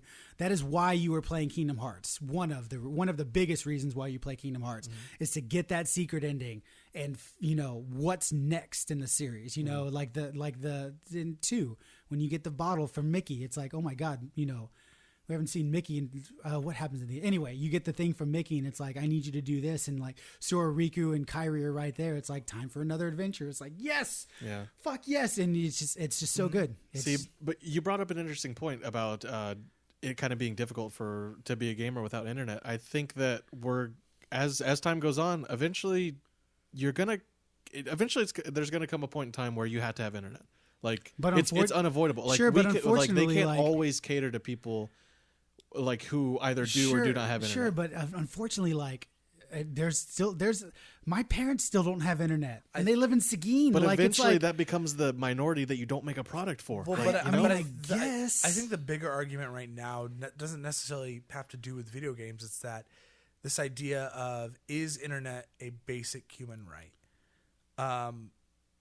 And there's an argument for both sides of that. And if that's true, it should be free. I don't think. I wouldn't say it's a basic human right, but I think it is a necessity. I don't think that you can. I don't think that you can live, and this could be controversial. I don't think that you can live an equal life as someone with internet if you don't have internet.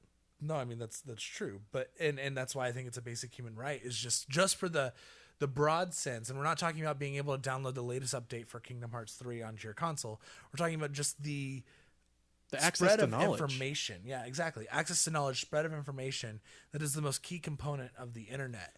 And I think that we still haven't figured out the correct answer to this. And I think that eventually we will come down on the side of, unless, fucking companies stop us, where, in certain parts of the world, they have these Wi-Fi balloons. They literally just fucking float in the air above cities and towns, and everyone has access to the Wi-Fi. I think we'll get to that point, and what we'll be paying for is high-speed internet. Sure, you can get on the internet anywhere. There's a fucking Wi-Fi balloon right above you. But guess what?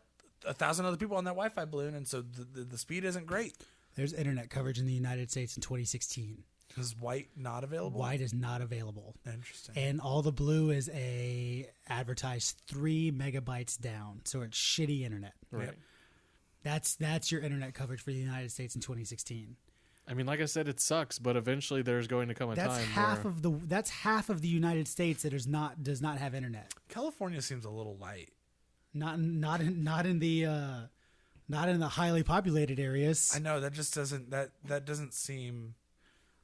I think it does, dude, because California is a shit ton of just flat desert land.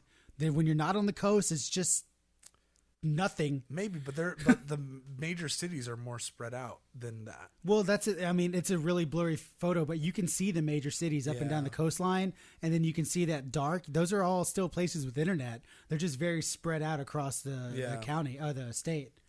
For those of you who can't see this picture because we're an audio podcast, basically whatever they can see it, just fucking We're Google. basically the western Google side of the just US. Google internet coverage in the United States. You can see it. Well, now we have to change from Podunk, Nebraska to Podunk, Arizona. Yeah, exactly. Yeah. All right, guys. Time for quick saves. If you care, stop me. Yes. I'm going to keep going. Over Twitter, Anthem executive producer Mark Dara explained how the game's demo will differ from the full game. Players will not have tutorials. The demo will start in the middle of the game. There will be no pilot picker. Balance and economy will be different, and the build will be 6 weeks behind the current build of the game. Certain aspects of the PC flight controls will also be different, and some mechanics will be renamed for the sake of clarity. You can access the beta this weekend by pre-ordering Anthem or by being a subscriber to EA Origin Access. I like it. Streamlined. I'm very much looking forward to this. I don't even care. Like there's 2 classes I want to try, and then I'd be happy with that. I'm surprised you can't play either one of those. Also on That would Twitter, suck. Derek clarified that Anthem will feature microtransactions for vanity items that can also be purchased with in-game currency. Which is really nice. Mm-hmm. That just means you know, if you really want something, you just have to play a long ass time. You don't have to pay money for it. And I'm pretty sure, and we were talking about this earlier, is I'm like 95% sure BioWare has stated multiple times that loot boxes will never be in Anthem, which is nice. I was going to say, as long as it's not loot boxes, that's fine. Which is really nice. Which we'll get. I think if we get to when we get to the topic, I think we'll migrate to the point that Trey and I were talking about earlier. So we'll get there soon. All right. Next up, during a quarterly earnings call, Netflix admitted that Fortnite is a bigger competitor for screen time than HBO. Quote, we earn consumer screen time, both mobile and television, away from a very broad set of competitors.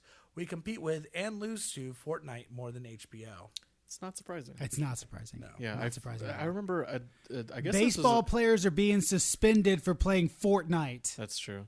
They're not being suspended for watching Game of Thrones. That's very true. The fighting game. Actually, you know what? That's a very good point.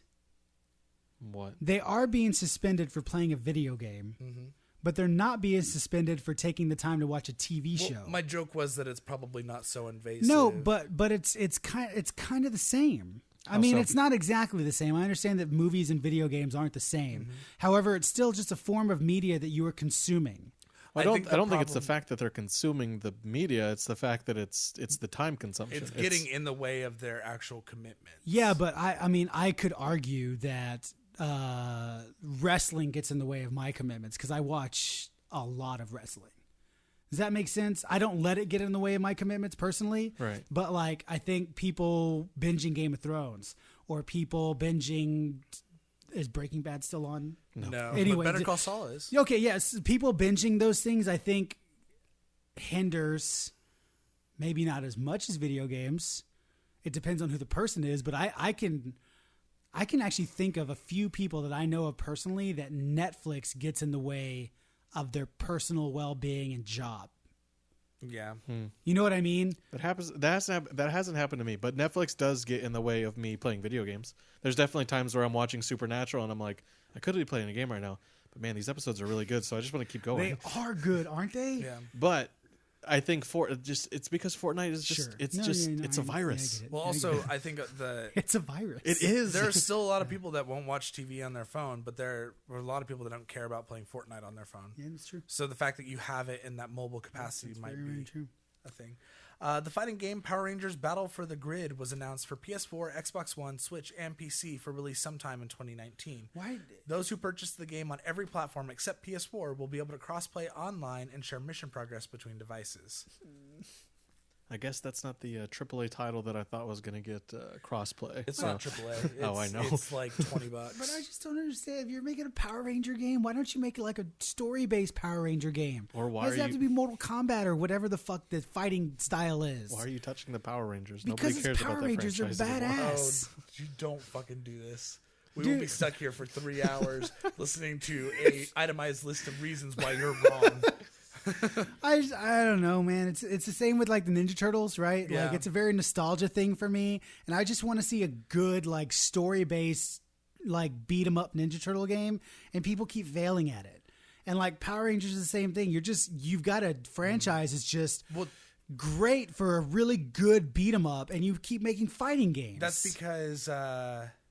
because they keep trying to make these games for kids when the audience is adults. Yeah, their audience is 100% adults. And that's not a joke. You can make I agree. Like, you look at the IDW Teenage Mutant Ninja Turtle comics, or the Power Rangers one, I think is also by IDW. Yep, it is. The reasons No, why it's those Boom Studios. Boom Studios. Yep. The reasons why those things have been so successful and they've worked is because they're aimed at an adult audience. Right here. Right. So you make these games for kids, and you're like, well, because no one wants Power Ranger games. No one wants to feel fucking like a 4-year-old. No, I fucking get. So it's a cool video. Like they announced the new Power Rangers.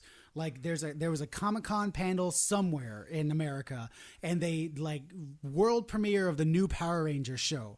And they brought the cast on stage and everything like that. There's a panel of old cast members, blah, blah, blah, blah, blah. The camera panned to the audience, no kids. It was a bunch of 25 to 35-year-olds screaming their asses off at this new Power Ranger cast. And it's like, that's your audience, man. Mm-hmm. You know, I'm not screaming my ass off in the new Power Rangers, but I personally love that first few seasons of Power Rangers. Fucking love them. Super nostalgia for me. Love Jason David Frank. I think that dude's fucking awesome. And like, I just, that you're right. They're targeting Power Rangers to the wrong audience. Yep. They just are. They're targeting kids who don't know what the Power Rangers are. And honestly, they don't care because they're too busy playing Fortnite. Right. Yep. They're going to look at the Power Rangers and be like, that looks like a Fortnite skin. Those hoping to get their hands on Division 2's beta can do so February 7th through the 10th by pre-ordering the game or registering for limited space on the Division's website. New details about Division 2's Dark Zone were announced, though Chris could probably sum them up more eloquently, intelligently, and with more passion than I can. It's true. I don't know if I want to take the time, but it's awesome. There's 3 Dark Zones. Oh God, here we go. It's really nice because there's 3 Dark Zones now, and they're all normalized for damage. So real quick, before, when you run into the Dark Zone, if you're like level 5 and you run into like a level 99 Dark Zone dude who's been playing this game for fucking ever, he's just going to fucking steamroll you. In Division 2 now, no matter what, damage is normalized. So if you're just playing good at the game, you have a chance in PvP. Awesome. That's fucking amazing. However, for that person whose dick is really small and they really feel the need to just be able to steamroll people at level 99 because they have all the time in the world to play this game, all 3 Dark Zones have this rotating like contamination zone, and whichever Dark Zone is contaminated for the week, damage is normal. Like, it's not normalized anymore. You're just, if you're level 99 and somebody's level 5, you're that much more powerful than that person. So I think they found a really fucking great balance for the Dark Zone, because honestly, if you're not good at Division or you don't have good gear, the Dark Zone fucking sucks. Yeah. I'm done. Last up, Donkey Kong has now been adopted as a trans icon thanks to a Donkey Kong 64 live stream broadcast during the weekend. The stream was held by English YouTuber Harry Brewis, known on YouTube as Haboomber Guy, H-Bomber Guy. There we go. Haboomber Guy. Haboomber Guy. Epitome. Anyways, to raise funds for a British charity.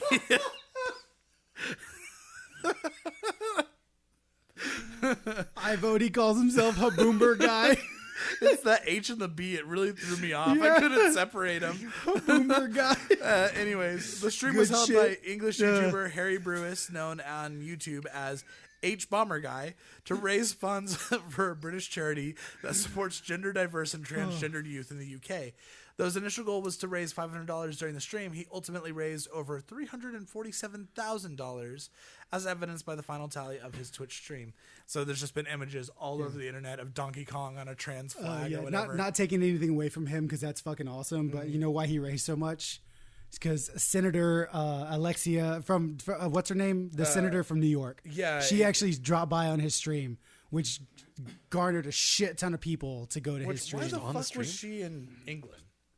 No, she didn't go on the stream. She was like, she called into his stream. Oh, okay, cool. Yeah, she makes didn't go to sense. England. She Her like name called is, in. God, See, I was had a lot of literally questions just there, looking too. her up earlier. Alexandra Cortez, It's Ortiz Cortez, something like that. Ocasio I'm sorry, Alexandra Ocasio-Cortez. There you go, Alexandra Cortez. She's a fucking badass. by She's the way. awesome, I was man. Googling her beforehand. She's and fucking great. I didn't include her because I was like, I don't necessarily know if the politics. No, are she's super fucking important. great, man. She's a badass. She is 100% the type of person that needs to be thrown into the Senate. 1,000%. Because she's just fucking awesome.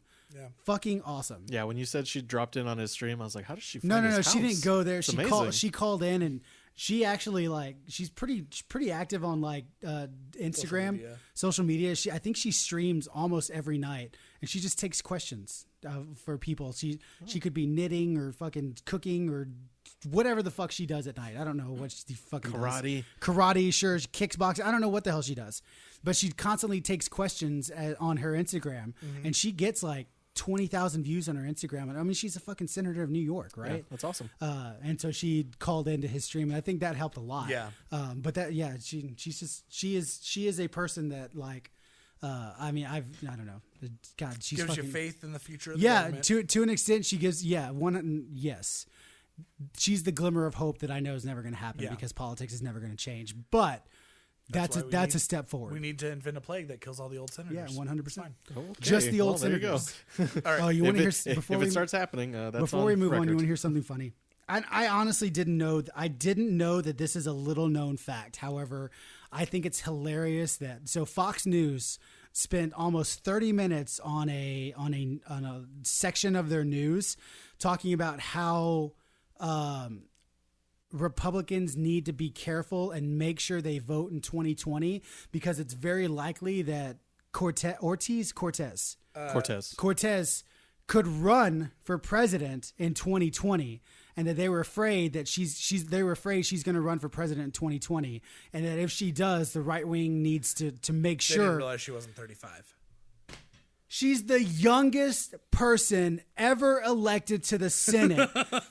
And you didn't think to check her fucking age? You have to be 35 to fucking be elected as president of the United States of fucking America. Look, and man. Fox News... Yeah, she's 29 years old. And Fox News couldn't even check to see if she was 35, let alone they know she's not 35 because it's touted that she's the youngest under 30 person that's ever been elected to fucking Senate. To be fair, the average age of a Republican senator is 95. So Sure. It's just and you're Fox fucking News. I mean, granted, you've gone to shit after fucking this last whatever, but you're Fox fucking News, and you don't even know that the president of the United States has to be over 35 years old. I'm ready to get off this ride. God fucking damn it, man. It's no longer fun. country. Go start our own country. Twin Stick Radio. Yeah, Utopia. we take Anthem dollars. That's all I need. Yeah, Yeah. exactly. Our whole economy runs on V-Bucks. All right, let's take 5 minutes, and then we'll come back and talk about some Star Wars. All right, buckle up, boys. This is going to be a fun topic. You're a fun topic. I'm buckling up. On That's what she Wednesday, Kotaku's Jason Schreier reported that 3 sources close with EA's Vancouver office confirmed that the Star Wars game announced in 2017 alongside the announcement of Visceral's closure had been canceled. Later that same day, Schreier updated his article with new information about the canceled project from more sources close to the studio. Codenamed Orca, the title would have used assets from Visceral's Project Ragtag, but it had moved away from Hennig's linear story design and instead changed to an open-world game in which players would play a scoundrel or a bounty hunter. The game allowed players to explore various planets and assist various factions within the Star Wars universe. While looking at the roadmap for future Star Wars titles, EA decided they needed a game a lot earlier than the projected launch date of Orca and canceled the project in favor of a smaller-scale Star Wars project, which looks as though it'll be releasing in 2020. Schreier also reported that he has heard from various sources that the new consoles will be released that year too. Do you guys want me to just go through all of this, or do you want us? I separated it into 4 categories. Do you want me to go category by category, or do you just want me to go through everything? We can go through all of it. Get a full picture. Okay. EA responded to the news the following day. Quote, "There's been speculation overnight about one of our Star Wars projects. As a natural part of the creative process, the great work by our team in Vancouver continues and will evolve into future Star Wars content and games. We're fully committed to making more Star Wars games. We're very excited about Star Wars Jedi Fallen Order from Respawn, and we'll share more about our new projects when the time is right." This is my favorite part about the story. Rogue One's writer and Kinda Funny's full-time part-timer Gary Whitta commented on the news by saying Disney should revoke the license from EA. Quote, I would just take the license away from EA because it's been catastrophically mismanaged. Ellipses. If I was an EA shareholder, I'd be fucking furious at the way it's been handled. End quote. Whitta went on to speak about Project Ragtag and express his opinions on EA's cancellation of that project. Quote, it basically would have been Star Wars Uncharted, ellipses. My understanding of what they were saying all the way through was, but we don't want to make Star Wars Uncharted. Well, maybe don't hire the narrative director from the Uncharted games to make it for you then. Like, figure out what you actually want. So they cancel that, and they throw their resources into this other, more ambitious game, and they cancel that, end quote. And then finally, in conversation on Twitter, Schreier responded to a fan about why BioWare isn't making a Star Wars game. Quote, they've tried to make it happen more than once from what I've heard. No luck. He means BioWare has tried to make it happen. Mm-hmm. Yeah. Yeah, about why BioWare won't make a Star Wars game. Yeah. No. BioWare has tried to make it happen, but EA won't let it. Yeah. Yes. Yeah. BioWare has repeated, basically he's saying BioWare's requested repeatedly, maybe, to make a Star Wars game, and EA keeps telling them no. Because they're doing such a good job. They're doing a fucking amazing job. They have BioWare manages SWTOR, Yep. Star Wars Online. Like, No, I didn't mean oh, BioWare. that was sarcastic. I meant Okay, got it. I understand. All right, boys. This is ridiculous. Sure. So this is what I was talking about earlier about no loot boxes being in Anthem. So my biggest takeaway from all this is, well, number one is EA doesn't like Star Wars, which is just amazing to me. I feel like there's a few things in this world that if you just make it, it's going to make money. Mm-hmm. Star Wars is one of those. I feel like this is almost like what's the word I'm looking for? Basically paralysis in the sense of you're afraid to make a decision, so you do nothing. They're afraid to screw up a Star Wars IP, so they just do nothing. No, the EA is not afraid to screw up a Star Wars IP. So here's my thought process in all this, and this is my main point.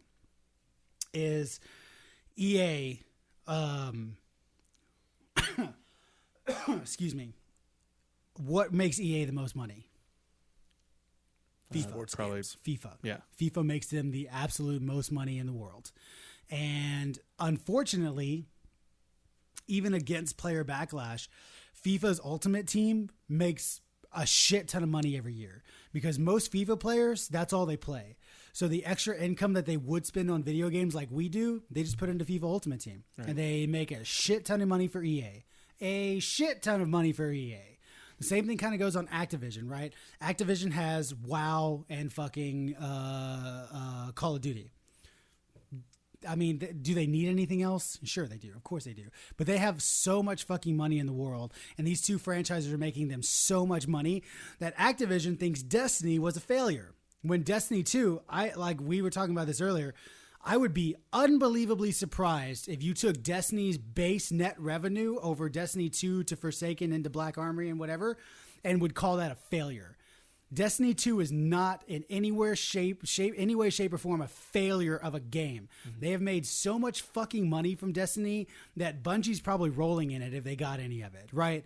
But Activision sees this game as like, oh, it was a failure. This is why we're splitting from Bungie's, because Destiny is not performing like we want it to perform, because it's not making as much money as WoW, and it's not making as much money as Call of Duty, so why do we even bother? EA is taking the same approach, right? EA has said multiple times that, I mean, look at Battlefront 1 and 2. Battlefront was a good game, but it was plagued by loot boxes. Battlefront 2, meh. And it still was plagued by loot boxes, right? Because EA knows, at least in some aspect, that loot boxes is the way to make money. EA wants a game that will consistently make them revenue from the time it comes out to the time it dies. That's what EA is looking for. What's the best way we can consistently make money throughout this long period of time this game's out? Not just the first year it comes out, the entire lifespan of the game. So you think of yourselves like, oh, That's EA's MO. Am I wrong on that? I feel like I'm fairly dead on with EA's MO. So you got a game, so they're canceling Star Wars games. Oh, we don't want a Star Wars Uncharted game. Well, why the fuck did you hire Amy Hennig then? Why? You don't want a Star Wars Uncharted game that's only going to get you revenue the first year. Then why the fuck did you even start it in the first place? So they cancel that. They cancel another game where you're supposed to play possibly a bounty hunter or a smuggler. Kind of in the same line of like single player, maybe open world where you can kind of go do anything you want, blah, blah, blah. Sandbox game. Grand Theft Auto Star Wars. Oh, that's not going to make us money. How do we make loot boxes fit into it? Well, you don't because it's a single player game. Nope, we're done. Cancel it. So you have that MO, but then you have a game. But what's baffling is EA is behind Anthem. And BioWare has said repeatedly, like I said earlier, there will be no loot boxes in this game. None whatsoever. There's probably going to be updates and stuff like that that can garner revenue, but that's not going to be... Why is EA canceling all these great-sounding Star Wars games when they're not... If they take the same logic they're canceling Star Wars games, then why the fuck aren't they canceling Anthem? I mean, it's Jared Petty said this the next day on Kind of Funny, not necessarily related to this topic, but the reality of the gaming world that we're in now is that you can make a single-player story-driven game with no loot boxes and no DLC, and it's going to make you money, but it's going to make you a consistent amount of money that's easily predictable. Sure. The reality is that these people that are getting promoted through various other publishers and companies throughout the world, they're not making money. They're not being promoted for these single player games. They're being promoted for these shared world games that do unexpected and great things. Right. However, the simple fact of the matter is that right now the market is being flooded with so many shared world games that expect your time commitment, that expect a monetary commitment, and need a certain player base and a certain amount of revenue in order to be considered a success. And it's never going to happen. You'll have those standouts every now and again, like WoW or Destiny or whatever. But for the most part, they're all eating into the same market, and we as gamers don't have time for that. And sure, I might pick up all of these titles, but ultimately, I'm going to land on one of them, and that's where I'm going to spend the majority of my time. As an average gamer who is going to school and has a full-time job and does this and D&D and everything else, I don't have time for Division, Anthem, and Destiny. It's going to be one of them. It's not going to be Destiny. It's not going to be Destiny. It's probably not going to be Division either. I really want it to be Division because Division seems fucking great, but Anthem's more my style of game. So yeah, I don't know what EA's thinking with this is, because the simple truth is that the amount of money that you're putting into developing these games and then canceling them is money you could have made back by just releasing them. Yep. Right. They want a game to release by 2020. Ragtag probably would have come out this year or next year. Amy Hennig's game would have come out probably this year if they kept with it. Yeah, if because they kept canceled with it in 2017, right? 2017. I don't know. Well, I mean, the initial idea was 1313 back in 2011. Sure. Okay. Let's say 2010, 11.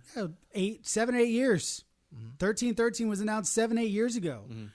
That was a continuation when they hired Amy Hennig. That was the game they were going to continue making, and then it got canned, or it got changed. Yeah. And then it got canned again. Earlier.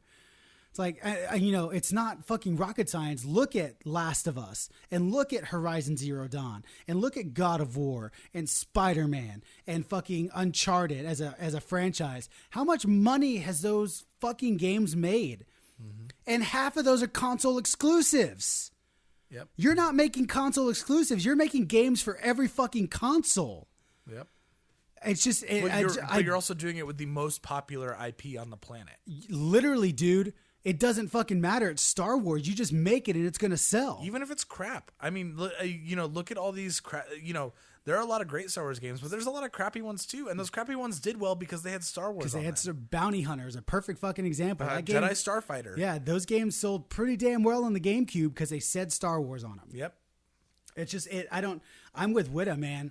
If I'm Disney, I don't know if it was a misquote, but he was actually saying EA stockholders be fucking damned. Well, if I'm Disney, holy shit, I would be fucking EA stockholders livid. should be pissed because EA probably paid out the fucking ass for this license that they're not doing anything with. Literally haven't. That's the biggest thing, dude. I tweeted out the other day, with the exception of Battlefront, since 2014, when this contract was fucking signed, we haven't had one goddamn AAA Star Wars game other than Battlefront. And that's the crazy thing. It's I would venture to say that Disney is probably pretty good with their money. You know, they've been around for a while. Sure. So then why are they not revoking their license from EA? Because what is? I don't know. I don't know. I would guarantee that Disney has the upper hand on this contract to where they would be able to pull it whenever they wanted to. I mean, I would hope so. I think it's also. I think EA is stringing them along, because ultimately what they're kind of faced with is like, okay, say we cancel this contract, there's at least two Star Wars games that are in the works, right? So what do you do about those two Star Wars games? You can say, EA, you still publish them and we profit off of them, but EA can be like, if there's no future for us, we're just going to cancel them, which is lost revenue for Disney. And as much as that revenue probably isn't affecting them too much, it's something that their shareholders care about. Sure. Mm-hmm. It's like, hey, you've had the Star Wars for well over a decade at this point. Actually, just under a decade at this point. I think it was announced in 2011 when Disney bought Lucasfilms. Okay. So almost a decade you've had it, and this whole section that Lucas has always been known for. LucasArts was a big deal. Mm-hmm. We all forget about it, but LucasArts outside of Star Wars games, they were a big fucking deal. Grim Fandango, fucking what didn't they do? The Pirate Monkey game? Islands? Monkey Islands, yeah. Yeah. So, you know, you've had LucasArts, you've had the Star Wars IP for almost a decade, and you send it out to someone and give them exclusive rights to it, and now you have nothing to show for it. What exactly have you been doing for 10 years? Sure. Why didn't you think this through? Sure. Why didn't you farm this out? Why didn't you make it like Marvel Games? Marvel Games, as much as like it's not really a thing, the way that they've handled the Marvel shit has been really impressive. They have Square Enix working on something. Oh, I see what you mean. They had Insomniac make an exclusive Spider-Man game. They have Ninja Theory working on a new Marvel Ultimate Alliance, an IP that people love. And then on top of that, they have these little games like Marvel Strike Force and Marvel. Shut down the best one out of all of them. Gosh, what is it? Marvel. It's that fucking like Bejeweled game or whatever. But they're farming it out and people are doing stuff with it and they're making money from it. And some of these cases are way more successful than others, right? Spider-Man is an outlier among some of these other games. Mm-hmm. But at the end of the day, they're handling the IP correctly and there's a lot of potential there. So then what if there's some behind the scenes stuff going on to where maybe the reason why they're canceling some of these projects is because Disney is getting ready to pull the contract. So it's like, okay, you guys we'll be partners. Finish what you're working on. Once those games are out, we're done. Sure, maybe. No more future projects, no more anything. I think to answer your initial question, like why EA? Why not farm? Because I think that's the best idea is farm out Star Wars to a bunch of different people. Let them bid on it, and whoever fucking wins, like make a game, right? Throw out some ideas for an IP to Disney and like, this is our idea for a game. Okay, cool. Use it. You know what I mean? Well, like, but I think we'd have to go back and double check this, but for the most part, I'm fairly sure EA published most of the Star Wars games, even though other developers. LucasArts did. They were a publisher as well. They weren't just the developers. Well, like look at like BioWare, right? BioWare made it, but LucasArts published you're right, KOTOR. Yeah. EA didn't publish KOTOR? EA did not publish KOTOR. It I was know LucasArts. EA published Starfighter, and they published Bounty Hunter. I'm remembering. I'm trying to remember. I'll look it up. Go ahead and make. I'm trying to remember the covers. Anyway, my point being is maybe there was a legacy there that Disney wanted to honor with EA. Does that make sense? Yeah. Maybe. I don't know. I'm fairly sure I remember like Bounty Hunter and Starfighter. I'm fairly sure was an EA published game. I feel like the Pod Racer game was as well. Maybe not Bounty Hunter. Plus, Star Wars: The Old Republic is 100% an EA published game. Well, yeah, that definitely. Yeah, is. And so like maybe there was a legacy thing there that Disney wanted to honor. You know what I mean? Nope. LucasArts was a publisher and licensor, so That's anyone good. that made a game with Star Wars logo on it, up until probably SWTOR, Sure. Did it with LucasArts as the publisher. Can you just look up like Jedi Starfighter? Yeah. Just so I can see just so we can see the cover. I got it. It's coming up right here. Oh, nope, not the game. I just want the cover, guys. No, I don't want the fucking Jedi Starfighter. Yeah, it has the LucasArts thing. It down does. in the Doesn't corner. have EA. Nope. Oh, that's Bounty Hunter. Give me Starfighter. Oh, sorry. Star Wars Galaxy of Heroes. I don't know what that is. Anyway, Me neither, maybe but it's got EA on it. yeah. Well, that's a game that's that's a came out game in the that last just came couple out. years. LucasArts. Yeah. Okay. Well, so so this is where this is where research takes. Maybe I was wrong. Maybe there wasn't a lot of EA published Star Wars games, or they looked at SWTOR and was like, "Hey, you have a legacy with EA right now because SWTOR's been out since 2011, Well, I think maybe. I think their goal was just to be like, hey, who's a publisher that has a lot of money and can put Sure, out games? yeah, And I possibly, think yeah. EA was probably the person that probably paid the the most highest for the bidder. license. Yeah, probably the highest bidder. Because Activision wouldn't give a shit about that. You're right. They don't have the developers to do it. They basically have their Call of Duty guys, Blizzard, and then formerly Treyarch, Bungie. Hammerhead. What's the other? What's the other Treyarch, Call Naughty of Duty? Dog, and What's the other Call of Duty? Sledgehammer. Thank you. Anyway, I I can't speak to that decision, but I also think that I think just in general, with Spider-Man really being the outlier, signing an exclusive contract to license out your IP with anyone is a poor decision. Mm-hmm.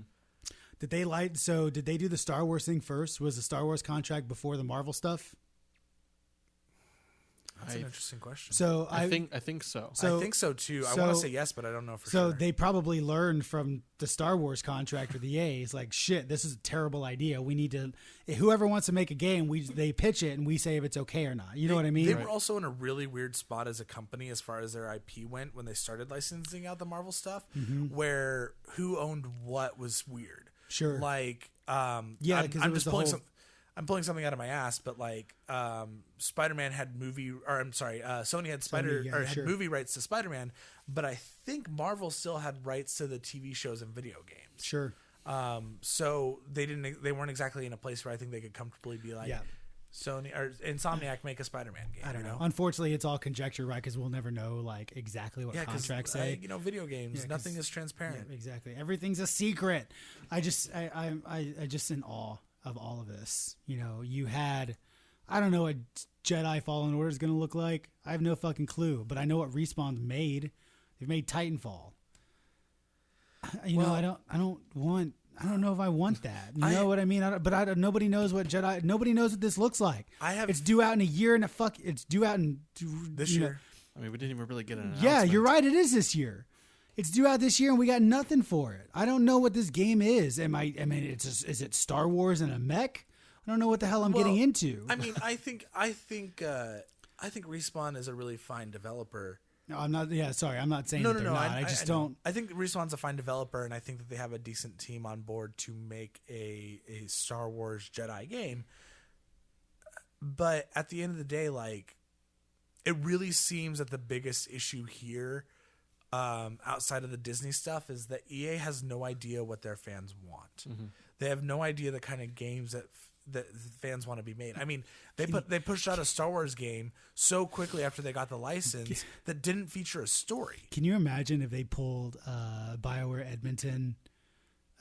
Who's working on Dragon Age right now? Edmonton or Vancouver? Edmonton. Imagine if they. I don't need a Dragon Age game right away. Right. So the time that they were putting on Dragon Age in the last probably year and a half now, however long that development's been, imagine if they said yes to BioWare. Hey, we want to make another Star Wars RPG. Imagine if EA would have said yes. Man. Can you imagine the money that game would make? I just want to say, like, I say this every time BioWare comes up, and I'm going to keep saying it. Everyone should be afraid for BioWare. They just should. Sure. Because the thing about that situation is, as much as it would be great to know that BioWare was working on the IP, with the way that the license shit is in flux now, and the way that EA is in flux, they very much could be like, okay, BioWare, stop making Dragon Age, work on a Star Wars game, and then 2 years later they cancel it and shut down BioWare. Yep. They very easily could do that. Sure. Like, and realistically, however great of a game Anthem may or may not end up being, it's I have faith, but the game's not out yet, so I don't know. Sure.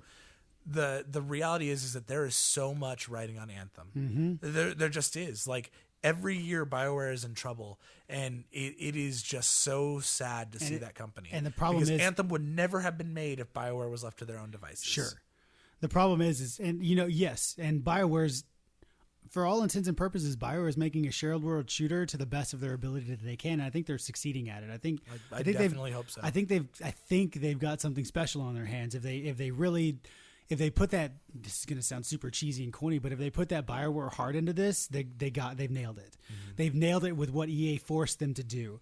And the problem is you're right. Like, you know, we've been talking about this the last couple of weeks, just between me and Trey, is like, when this podcast started, I think we agreed on there are 4 Bs in the gaming industry that just reign supreme: BioWare, Blizzard, Bungie, and Bethesda.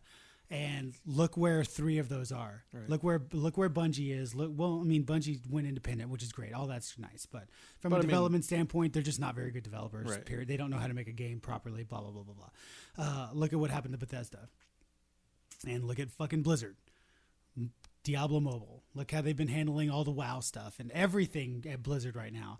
Literally the only thing left standing as far as like semi-good graces is BioWare. But even last year, 2 years ago with Mass Effect Andromeda, they weren't in good graces. They weren't in good graces with the gaming community, all because of, honestly, I still stand by this. It was all journalism. It's bad press. It's just bad press. That game was great. BioWare, Mass Effect Andromeda is a great game. But it was also a matter of EA mismanagement, because I think you can objectively say that Andromeda is a fine game. Yep. It is a game that's worth playing. It's a game that you can get enjoyment out of. But I think it's also fair to say that it wasn't complete. Nope. And a lot of that had to do with how EA was trying to force it out. Because you look at the lineage of BioWare. Just look at it. All the way back to KOTOR and Jade Empire. Hell, before that, look at fucking Baldur's Gate. When we're talking about some of the greatest fucking RPGs that's ever been made in the fucking history of gaming. All the way up until... I guess internet culture and microtransactions happen in video games, and then BioWare, the single player, God who they are, just almost and it sucks. It really started with Mass Effect 3. Yeah, Mass Effect 3 when the multiplayer shit came in. No, it started with Mass Effect 3 and the ending of that game.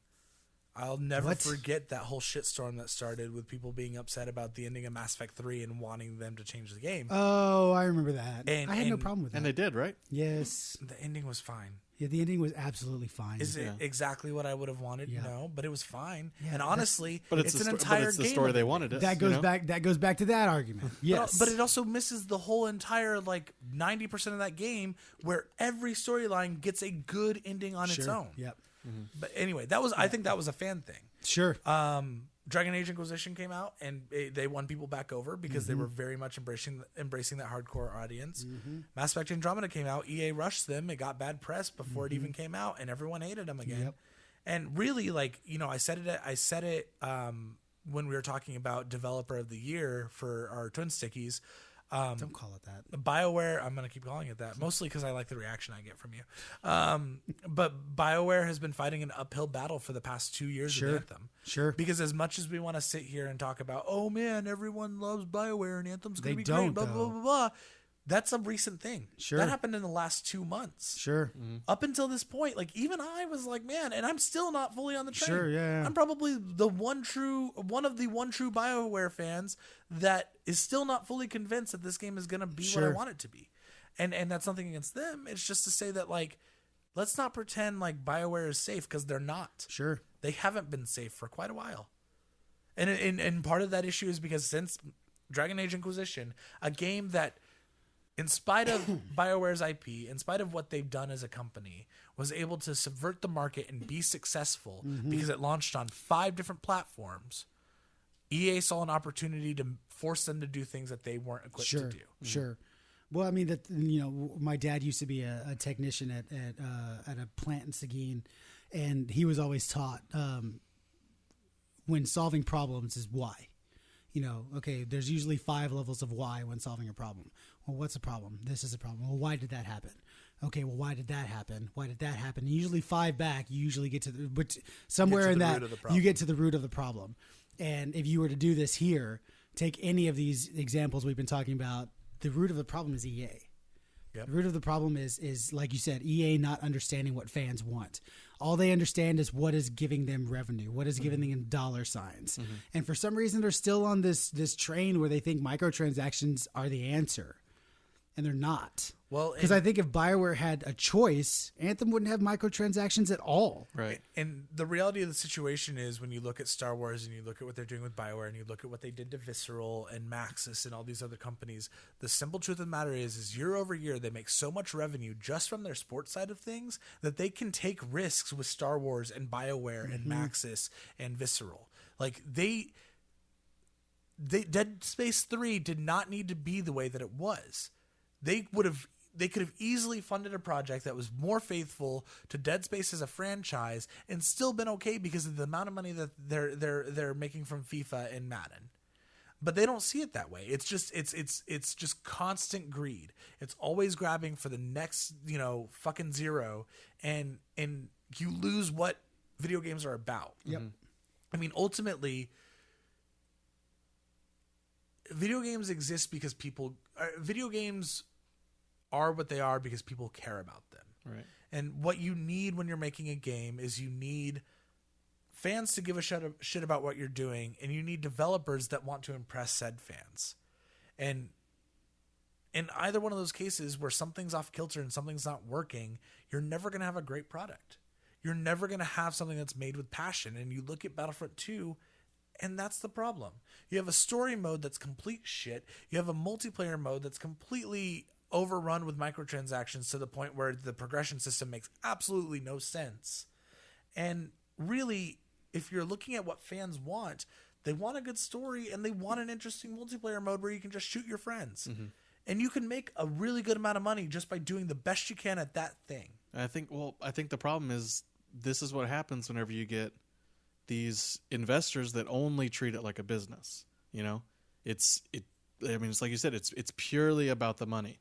Because at the end of the day, what matters most is how can we make this product in the shortest amount of time with the least amount of man hours and the least amount of pay that we're having to put out, and how can we get the biggest profit and then move on to the next thing. Yep. And if someone's not meeting those standards, then okay, we just won't work with them, shut them down, move on to the next thing.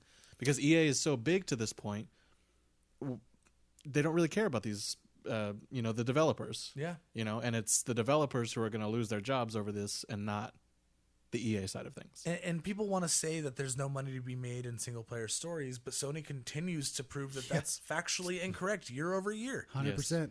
Their games don't sell Call of Duty numbers, but they make a shit ton of money, and Sony's happy with that. Yeah, and it's again, I always go back to this whole thing is like, as a game developer, you shouldn't be afraid to copy other games. Mm-hmm. I bring SWTOR and ESO up all the fucking time. Like, with the exception of consoles, I agree with Trey. Like, it's really hard to make a subscription service work on a console game because you're already paying for Xbox Live or PlayStation Plus. Why the hell would I have to pay that again? However, in theory and hypothetically speaking, the subscription service is literally the greatest way to keep a game alive for a long extended period of time. Mm-hmm. Because if ESO didn't have a subscription service, I don't think we wouldn't have the ESO we have now. ESO would have died 2 years after launch, like it probably should have. But the fact that they had revenue coming in for the people that stuck with it let them improve the game to, honestly, it's probably one of the best MMOs you could possibly play right now. SWTOR is kind of the same way, man. SWTOR has had a subscription service throughout its entire lifetime. They went free to play. Now they consistently have like 1 million subscribers, which is pretty fucking impressive for a game like Star Wars The Old Republic.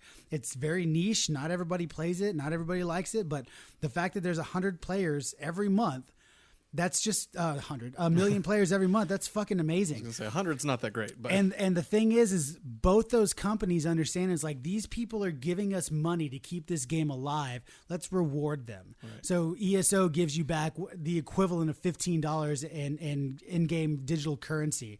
I understand it's like getting $15 back, but it's that goodwill service. Mm-hmm. It keeps me. SWTOR is the same way. I've had a subscription to Star Wars The Old Republic since day one. Like, literally, guys, I have not canceled my Star Wars Old Republic subscription. There was 6 or 7 months where I did not play that game, but I kept the subscription because they give me currency back. It was worth it to me because I love that fucking game. And the thing is that a game like Anthem or a game like Division or a game like Destiny, I think Destiny could thrive under a subscription.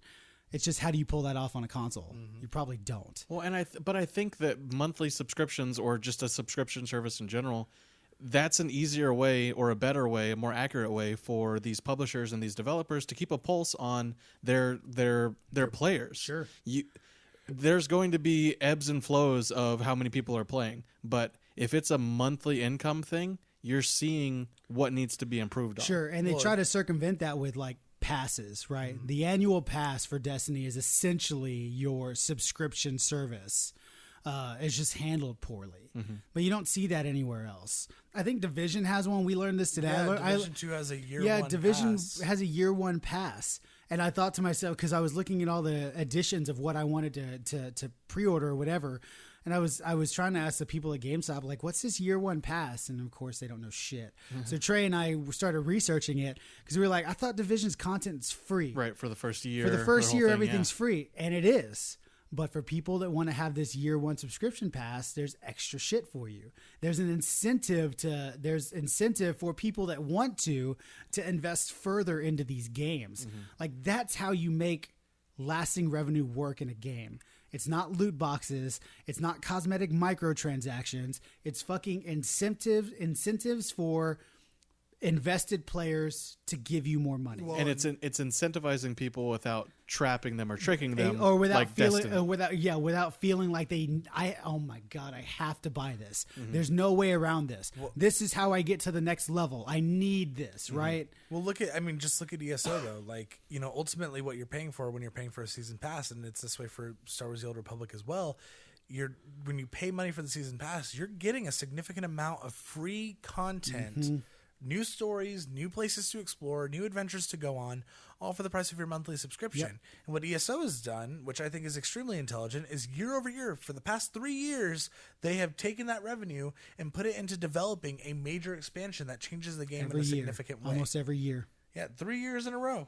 And that's impressive for a game that was supposed to fail as soon as it launched because of all the delays and everything. And and like I said, it's the incentives. Trey and I were talking about this earlier. It's semi-rare when he decides he wants to go play ESO again, but what's the first thing you do when I you always subscribe? He In subscribes fact, if for I a don't month. have the money to subscribe, I don't play it.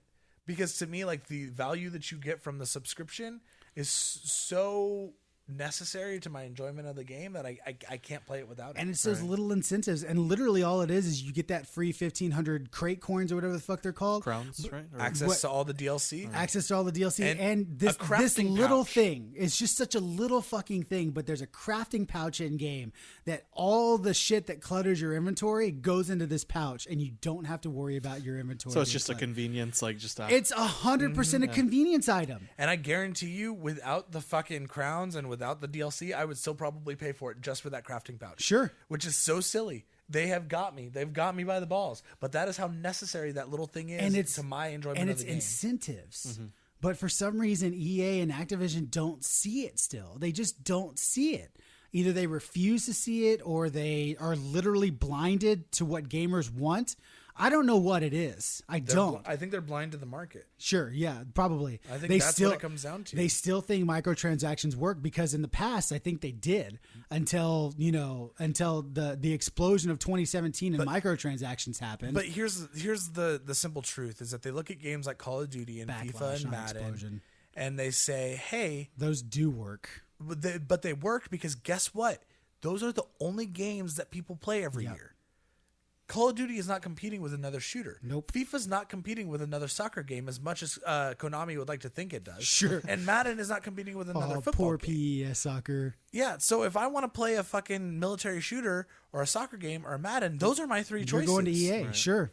And I'm going to go to EA or Activision, and I'm going to invest money in that because the Sure. majority of people that play those games only play those games. Sure. They buy it in the fall, and that's what they play until next fall, till the next thing they want comes out. It's a monopolization of a market, and any sort of any company that has a monopoly on a market, there's no growth. And there's no growth and there's no evolution. And they want every game to perform like that. But guess what? Destiny does not have the same mass market appeal as Call of Duty does. Nope. And the sucky thing is, like, if they cared about making a good product, they they would feel like they have like a safety net with these games. It's like we're not gonna close overnight because we have these 3 big heavy hitters that are gonna keep our doors open. So let's take a risk with like a single player RPG Star Wars game. Sure, but they don't care about making a good product. They want to make more money. And that's where the stockholders come in. The stockholders, we say all this, but if I had millions and millions of dollars invested in a company, I almost wouldn't want to take a risk either. I would want the sure thing, right? I was talking to Drew and Sandy today, and we were talking about hardcore adult things like stocks and IRAs. And I was telling them today, it's like, I don't think I can invest in stocks. If I invest in anything, I'm putting money into an IRA because it's guaranteed revenue year after year. And so, like, if I'm investing my own money into this stuff, I don't want to risk. Sure, if it works, it pays off exponentially, but I don't want the risk. I would rather the guaranteed money. And I'm not in any way, shape, or form, playing devil's advocate. I may sound like I am, but no, I think you're defending my point because that's exactly the issue. It's the stockholders. They don't want to take a risk. They just won't take a risk. So then, should these companies not be public? Like no. As far as like whenever it comes to stocks? Well, I think the shareholders have it the wrong way around, though. Is that you say shareholders do not want to take a risk? That's 100% correct. What they see as the risk is a single-player story experience that does not include microtransactions. Sure. Even though that is a surefire way to make money, you are guaranteed to make revenue on a Star Wars single-player game. They see the safe bet is Anthem. Yep. When Anthem could fail. Yeah. There is no guarantee that it's going to succeed. But you know what would succeed? Another Dragon Age. Another Mass Effect. Another Star Wars Knights of the Old Republic. Shit, just a Star Wars. You know what people have wanted for years? Another Rogue Squadron. Yeah. All those games would succeed. Not Rogue Squadron. No, 100% Rogue Squadron. No, is that the game? Is that the game we're talking about? It's the one on N64 and GameCube where you play through the missions. Yeah, is it called Rogue Squadron? It's called Rogue Squadron. Rogue Squadron and Rogue Leader. Yeah. Rogue Leader. That's the one I'm thinking of. That's the GameCube one. I was going to say Rogue Squadron's the book. I think Rogue Squadron's also a game. N64 game. Okay. That's what people want, and that's how you're going to make money. But you're not going to make FIFA, Madden, or Call of Duty money on that. You're just not. Sure. That's the truth, but they don't. They think that's risky. The fact that you can't make Madden money on that's a risk. But guess what? You know what's really easy to pump out? A story game every 2 years. Sure, but that's where the blindness comes in because they have to be living under a rock. Of course, because they don't care about the video game industry. Right, and that's, you look at Star Wars and you look at Spider-Man and God of War and all these single-player things that we just listed out that have made millions upon millions of dollars. What was it that we were talking about that just made Red Dead Redemption made an fucking outrageous amount of money. And guess what wasn't a part of it when it launched? Online. Microtransactions. It literally broke fucking Hollywood box office records. 17 million copies within the first week. And then how many millions of dollars that just literally broke if it was a box office record, it would have broke Avengers. It's broken media records. It did. It's the highest opening weekend for a week for any media property. And there was no microtransactions and there was no online at the time this was reported. Yep. None of it. There's no better example of single player working than Red Dead Redemption. Right, but the stock shareholders are blind to it. They're going online. They're looking at the stocks. They're seeing my son where plays prices Fortnite. are at. They see Can you do that, a and that's Fortnite? it right there. Yeah. Can you do a Fortnite? But I want you to charge people for the Fortnite. That is exactly where I was going. That's where I was headed. Fortnite. That's where I was heading with this. Is they do see Fortnite because Fortnite's on CNN. Fortnite's on nightly news. Fortnite is getting MLB players suspended. Fortnite is getting kids kicked out of school. This is what people are playing.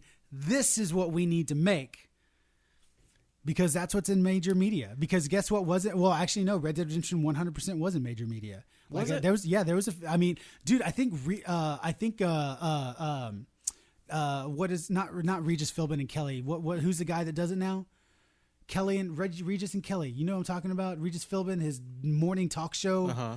I don't know who does it now. I don't know. Anyway. Good Morning with Kelly and somebody. Yeah, something. You know what I'm talking about, though, right? They covered Red Dead Redemption. because it made such a huge fucking splash in the media. But the you thing know- is, they probably covered it for like a day or a morning. But they covered Red Dead Redemption. 93.7 has a here in town or Texas. 93.7 South Texas has a morning talk show called Dudley and Bob. I listen to it fairly often because I really like them and they talk about real shit and it's awesome. They covered Red Dead Redemption. They never talk about video games. But whenever these stock shareholders go to the store, probably not Walmart, probably Target, they don't see Red Dead toys. They see Fortnite toys. Sure, but also sure. But the other issue is that I think a lot of people view Rockstar as this outlier. But the reason why Rockstar is an outlier is because 2K doesn't fuck with them. Sure. Yep. Rockstar is like, Sure. we're making a game. 2K goes, when can we expect it? Rockstar goes, fuck off. We'll tell you when it's done. And 2K goes, okay, can I get you some milk? Sure. You know, yeah. I'm sorry. I'm sorry. Here's some chocolate chip cookies and warm milk because we know you like it Yeah. warm. You know And what? then Rockstar's like, get back to work. Can you imagine what BioWare could do if they were given the same respect as Oh my Rockstar? god. Hey, we're going to make a game. What is it? You'll fucking find out. Shut up and leave me alone. Yeah. And then 5 years later, They had they that. released this amazing Dragon Age game that well, no one was expecting. You know, they had that respect, and then Mass Effect came out of it. Yeah. They had it. Well, I mean, it comes back to this. Really, BioWare is, in a lot of ways, BioWare could represent that same future that kind of Obsidian could go through. Because really, BioWare was at a point where they didn't own any of their IP because they had to license it out to Sure. everyone in order to get it made. So Microsoft initially owned Mass Effect, EA owned Dragon Age, LucasArts owned KOTOR, Wizards of the Coast still had their thing going on with Baldur's Gate. Yep. They might have owned Jade Empire, but I think it was published by someone else, so they probably lost rights to that. I think Jade Empire was like I bet Microsoft probably owned that because that was a very It was an original. That was a exclusive very original IP. But you know, BioWare had to be purchased by someone in order to continue to have their IP made, and EA probably came along and was like, "Hey, we can get you your rights for Mass Effect as well, as long as you promise to keep making games with us." Microsoft. And so now BioWare is stuck in this position, and Obsidian found a way to break it, Yep. and yet they still fell into the same trap. Yeah, it's true. We're never gonna have a developer like Obsidian or BioWare again. They're fucking Because they're legacy creatures. Because unfortunately, game development's expensive, and it's getting more and more expensive. It's not getting cheaper to develop games. I don't think. I'm not a game developer, but you always hear game development's getting more and more expensive. So that's why it's like. But you know what you also hear at the same time? It's kind of scared. I don't know if I was Bungie, I'd be kind of scared too. But I mean, what you also hear at the same time is all these fucking people at Activision and EA and WB and Microsoft and Sony. They're all taking $1 million bonuses as CEOs. Sure, at the yeah, end of the course. year. You know, a way to make game development cheaper. Stop giving your executives too much fucking money to do a job that they're already getting paid too much to do. Yep. It's simple. Yep. It's so simple. You know what, Chris? You know what would happen if every year Green Records was like, Chris, you're an executive of this company. We're going to give you $100,000. What would happen to this company? You get a bonus because you're an executive just for existing. I'd be happy. You'd be happy. But No, this place might go under. it might go Sure. under. Because guess what? Like, even though they might Sure. be able to afford it, that's not the right thing to do for the company agree. because that's taking away from the hundreds of other projects you could be doing with that agree. money. It's fucking ridiculous. It's ridiculous. But now the problem is now it's a precedent. Now it's kind of the standard has been set that if you're a CEO or if you're the head of one of these companies, you'll probably be getting these $1 million bonuses at the end of the year. But that should say and that can't be really taken away. that now. should say everything that needs to be said to a stockholder about who's in charge of your company. Yep.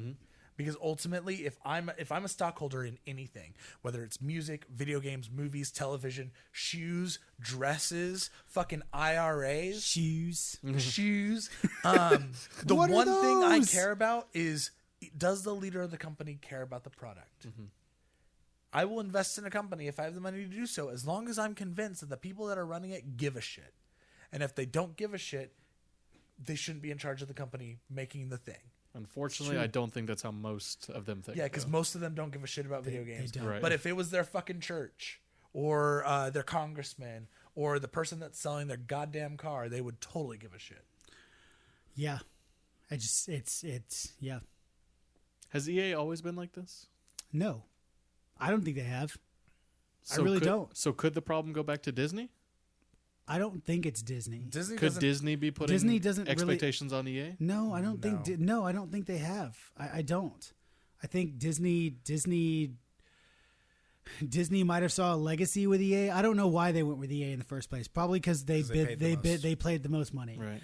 And Disney looked at EA and said, "Okay, well, what do you guys do, and how much money do you make?" Oh, we do I'm sorry, not Call of Duty. We do Madden, FIFA, and what was the other thing we just talked about? NBA Live. And no, NBA Live is terrible. They didn't do Call of Duty. 2K. We were talking about Call of Duty, but No, I know. But there's EA's big money makers are I guess just FIFA and Madden. Yeah. So they're like, oh no, but we make, $100 trillion off these games every year. And then Disney's like, oh, cool. Can you do that with Star Wars? EA's like, yeah, sure. Why the fuck not? And then now we're here. Yep. Because EA just, again, it's these companies, these big companies, EA, Activision, they're all run by guys who have no idea, no fucking clue about video games. They just don't. Right. They just understand numbers. They understand numbers. The new chief financial officer at Activision, he got hired on, got a $15 million bonus. Like, where do you come? I don't know where he comes from. Maybe he comes from a bank, and that's why he got hired as chief financial officer. I don't know. Hey, what's your favorite video game? I played Tetris when I was younger. I'm like, oh, well, fuck. You don't know shit about I really video like games. watching my son play that Minecraft. Yeah, like, I jumped on Fortnite once, and I didn't get it. And, like, it's like, what are you doing running a business about video games? And, on the opposite end, it's like, EA didn't make it here because, they didn't. I don't know. EA did make it there because of video games. So I don't fucking know. I don't know. I don't understand. I don't know. I understand it. I just don't know the ins and outs of where EA's at, how they got there.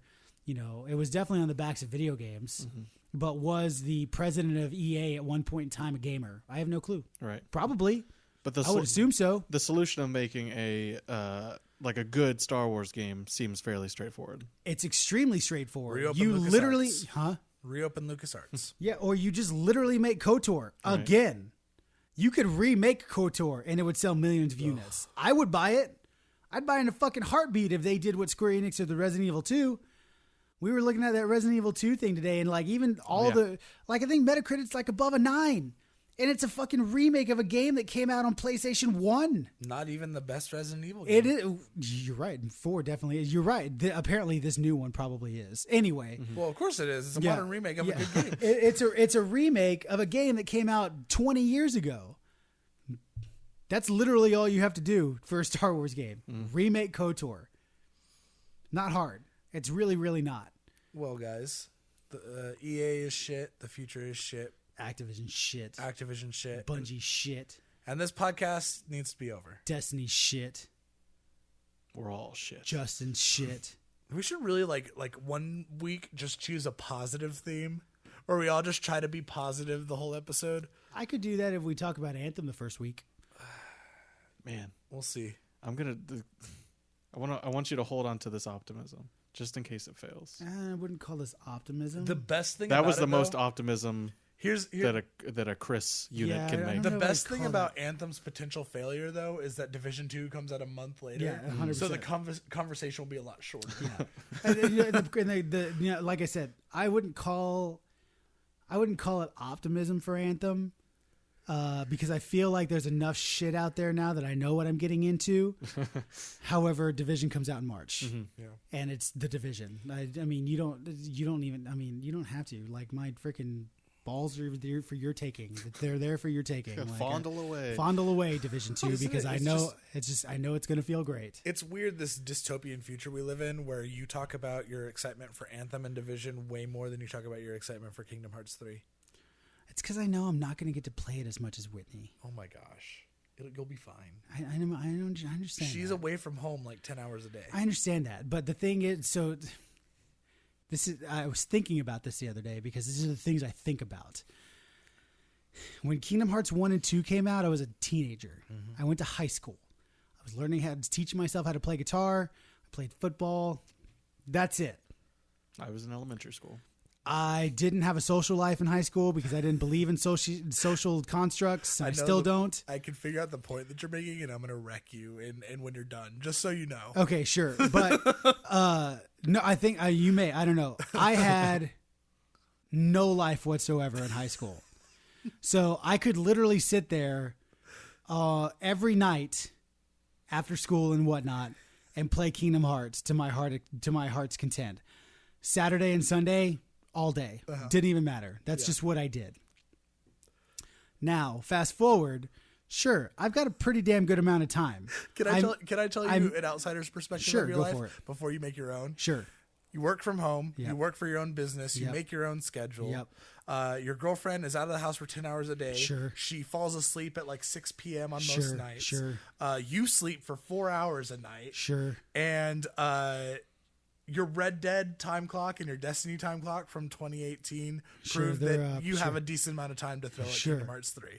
Now, what I'm trying to say here is I think Kingdom Hearts is played very different because I don't think I can go through Kingdom Hearts on proud mode first off. No, probably not. So I have to play it once all the way through and then go back and play it on proud mode and like all these things. And it's like, yeah, Kingdom Hearts, but then Anthem comes out. So the problem... And we've established already that high school Chris, where Final Fantasy 12 and 10 and Kingdom Hearts and 7 and Radiata stories and all these single player JRPGs was my fucking life, has now evolved into I need to play like shared world shit. So, like I need Anthem and Division more than I need single player RPGs. So I think partially a point that you hit on earlier that you kind of skipped past, but was the funniest point that you made, was the problem isn't that you can't play through Kingdom Hearts 3 one time. It's that you can't play through it 3 times. Yeah, you're right. But how else is he going to get the secret ending? But it's because no joke, and this is probably a surprise to everybody. Probably not. Anthem and Division are more important to me than Kingdom Hearts is. Oh. Like, I can't wait to play Kingdom Hearts, and I can't wait to experience it, and I can't wait to fucking cry at the end. I'm going to be completely honest. But Anthem and Division are just 35-year-old Chris's favorite video game genre. Can I also make another counterpoint? I'm No, it's not fine. just trying to argue with you. It's fine. 90% of your time in these shared world games are spent by yourself. So it doesn't. That's not true. It doesn't. That is not true. When's the last time you played a game with someone? Daniel and Destiny. When? Probably the last time I played Destiny, which was at the beginning of the month. Yeah, so no, it's probably December. When did Black Armory come out? The day December. Black Armory came out was the last day I December. played Destiny. So it's been a month. But over the course of that last month. But I haven't played another shared world shooter since. I haven't played another. I said shared world game. Okay, game. Sure, I haven't played another shared world game since. You played Star Wars. That's not shared. You've been playing Star Wars: The Old Republic. That's an MMO. It's different. You've been playing Fallout 76. And they have matchmaking. Literally massively multiplayer online. And they have matchmaking, so it's really easy to play with other people. I mean, at the end of the day, play whatever games you want to play. If Division and Anthony are so much more up your Who's alley. Anthony? I'm not going to play Anthony. That's weird. If Anthem and Division are so much more up your alley, I'm not judging you. I'm just, I just think you crack me up. I love you. Plus, there's a lot of fucking plans for Green Records in 2019 that takes a lot of work. Yeah, I have to get this guy on it too. Yeah, if only you had someone else that could help too. Well, I know that's the point. It's like we're to the point where like now we need help. So now Everett's with us, and then Will's with us. It's like now we need more help because there's too much shit to do. Oh no, I have a successful business. Look at me. Anyway, Mr. EA over here. Whenever it gets to a point where he has to work like actual 8-hour, 40-hour work weeks, actually as a business owner, it's probably like 50 or 60-hour work weeks. Can you just imagine? Well, no, then he's going to be even grumpier. Well, no, that's the issue is that I guess if you were to take everything that I have to do and give it to, this is going to sound super arrogant, but give it to somebody who's not good with micromanaging and managing time and doing all that other shit, what I do probably does equate to about 40 hours worth of work in a week. However, it's me. So I get everything done in the most timely manner possible, so I have as much free time as I possibly can. I feel like I know you well enough to know that like if more opportunities to push the business popped up to where you could take that and have another micromanaged project on top of the one that you're already doing, you would probably do it. Probably. As long as you still had time to hang out with Whitney every day, you would be okay. Probably. Yeah. But I'm fairly good with my time. Yeah. Actually, really good with my time, I feel like. Yeah. I mean, it helps that you only sleep 4 hours a night. Sure, yeah. Plus, hopefully summertime, like the actual EOS thing will start. And that's going to be, I mean, you know how much time you have to put into prepping for a D&D session. I'm going to have to put that time in. Plus, I don't have a module to go off of, so it's all got to come from fucking up here. Yeah, good luck. So, yeah. Here we go. On the bright side, everything's canon as long as you say it is. That's very true. Yeah, that's very true. I can say whatever the fuck I want. It's going to work. Which actually could be a good thing. Like that could. It's kind of a relief, right? Yeah, I mean, maybe a little bit. Technically, you can't screw anything up. Well, but that's the thing about the way I've been running the module is if I screw it up, it's just like this is canon. This is Forgotten Realms. We don't know. Earth 618. I don't know shit. Yeah. This is different than the 616 Forgotten Realms. Like, I Right. can do whatever the fuck I want here. Anyway. Lariel's a boy. Lariel's a boy. Everyone's gay. Yeah, everyone's gay. There are no straight people. Wait, in is Lariel a Waterdeep. boy? No, Lariel's Oh, a okay. girl. And then if Anyway. it gets too far, then there's a flashpoint, and then it's like, Anyway, I'll Dragon Break. Dragon Break. Oh, All that nice. to say, I'm very much looking forward to Kingdom Hearts, but it's not going to be the bulk of my time, especially in the next 3 months. Well, if you guys like what we do, please rate, review, and subscribe to us. Didn't we do this already? Nope. Oh, I thought that was the last conversation. That was like the ending conversation Nope. that we have. Rate, review, and subscribe to us on all of your favorite podcasting platforms. So now we have to have another conversation after this? No, we don't. You can follow the show on Twitter at Twin Stick Radio or on Facebook at facebook.com/Twin Stick Radio. You can follow all of us on Twitter as well. I am at Darth Trey. Chris is at Short Change Hero with a 3 instead of the E in Hero. And Justin is at Justin T. Lopez. The show is produced and edited by Everett Jordan. Follow him just with your brain. Send out nice universal thoughts towards Everett. Our theme song is by Connor Manning. Give him a follow on Twitter at Connor13, one N in Connor, 13 spelled out. And hire him to do the theme song for your show. We will see you guys next week. Have you guys Post seen Kingdom Hearts. Goodbye. Actually, No. you won't have gotten to play. You might have. Yeah, oh no, I'll because we're getting it. No, Wait, what? How? because it comes out on Tuesday. Comes out on Tuesday. Yeah, and I don't know. I don't know if we're going to be picking up at midnight. I mean, I guess we could. You'll but probably pick it up that day. So I'll do pick I- it up. Oh yeah, sure. I'll pick it up at least But you Tuesday will morning. be at work. Maybe I'll take off that day. Whitney's taking off that day. Anyway, have you guys seen the Find the Wall campaign in San Antonio? No, but you can explain it to us off No, mic. it's really Bye. funny. It's this Facebook group that has decided to all get together in San Antonio to try to find this wall Trump is talking about. Oh, that's fun. Yeah, it's pretty good. That's all.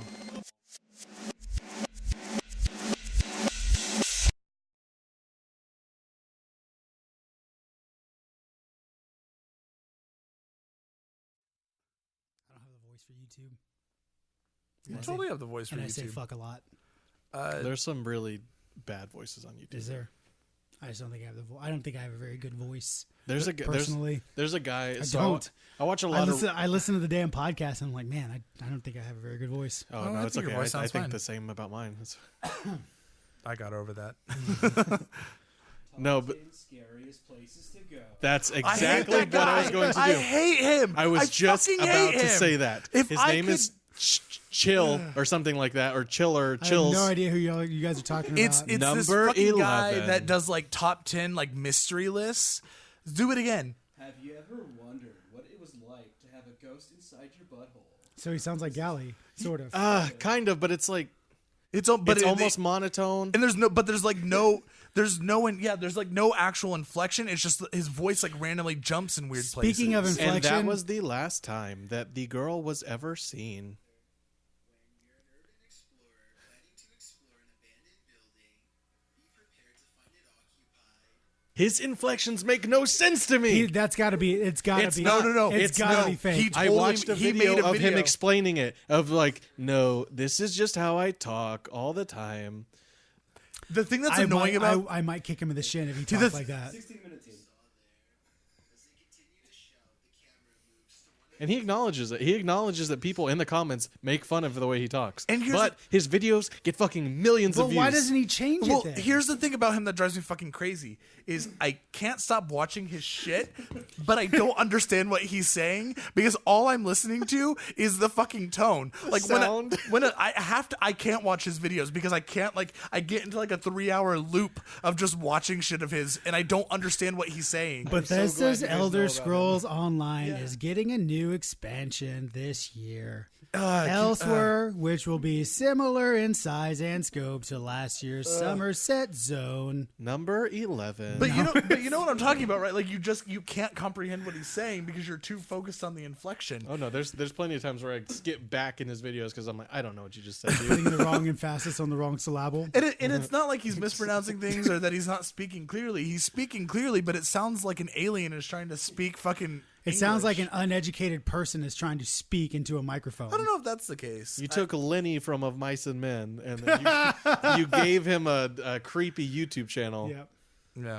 All right, let's get started. Look at the bunnies. They're so fluffy and nice.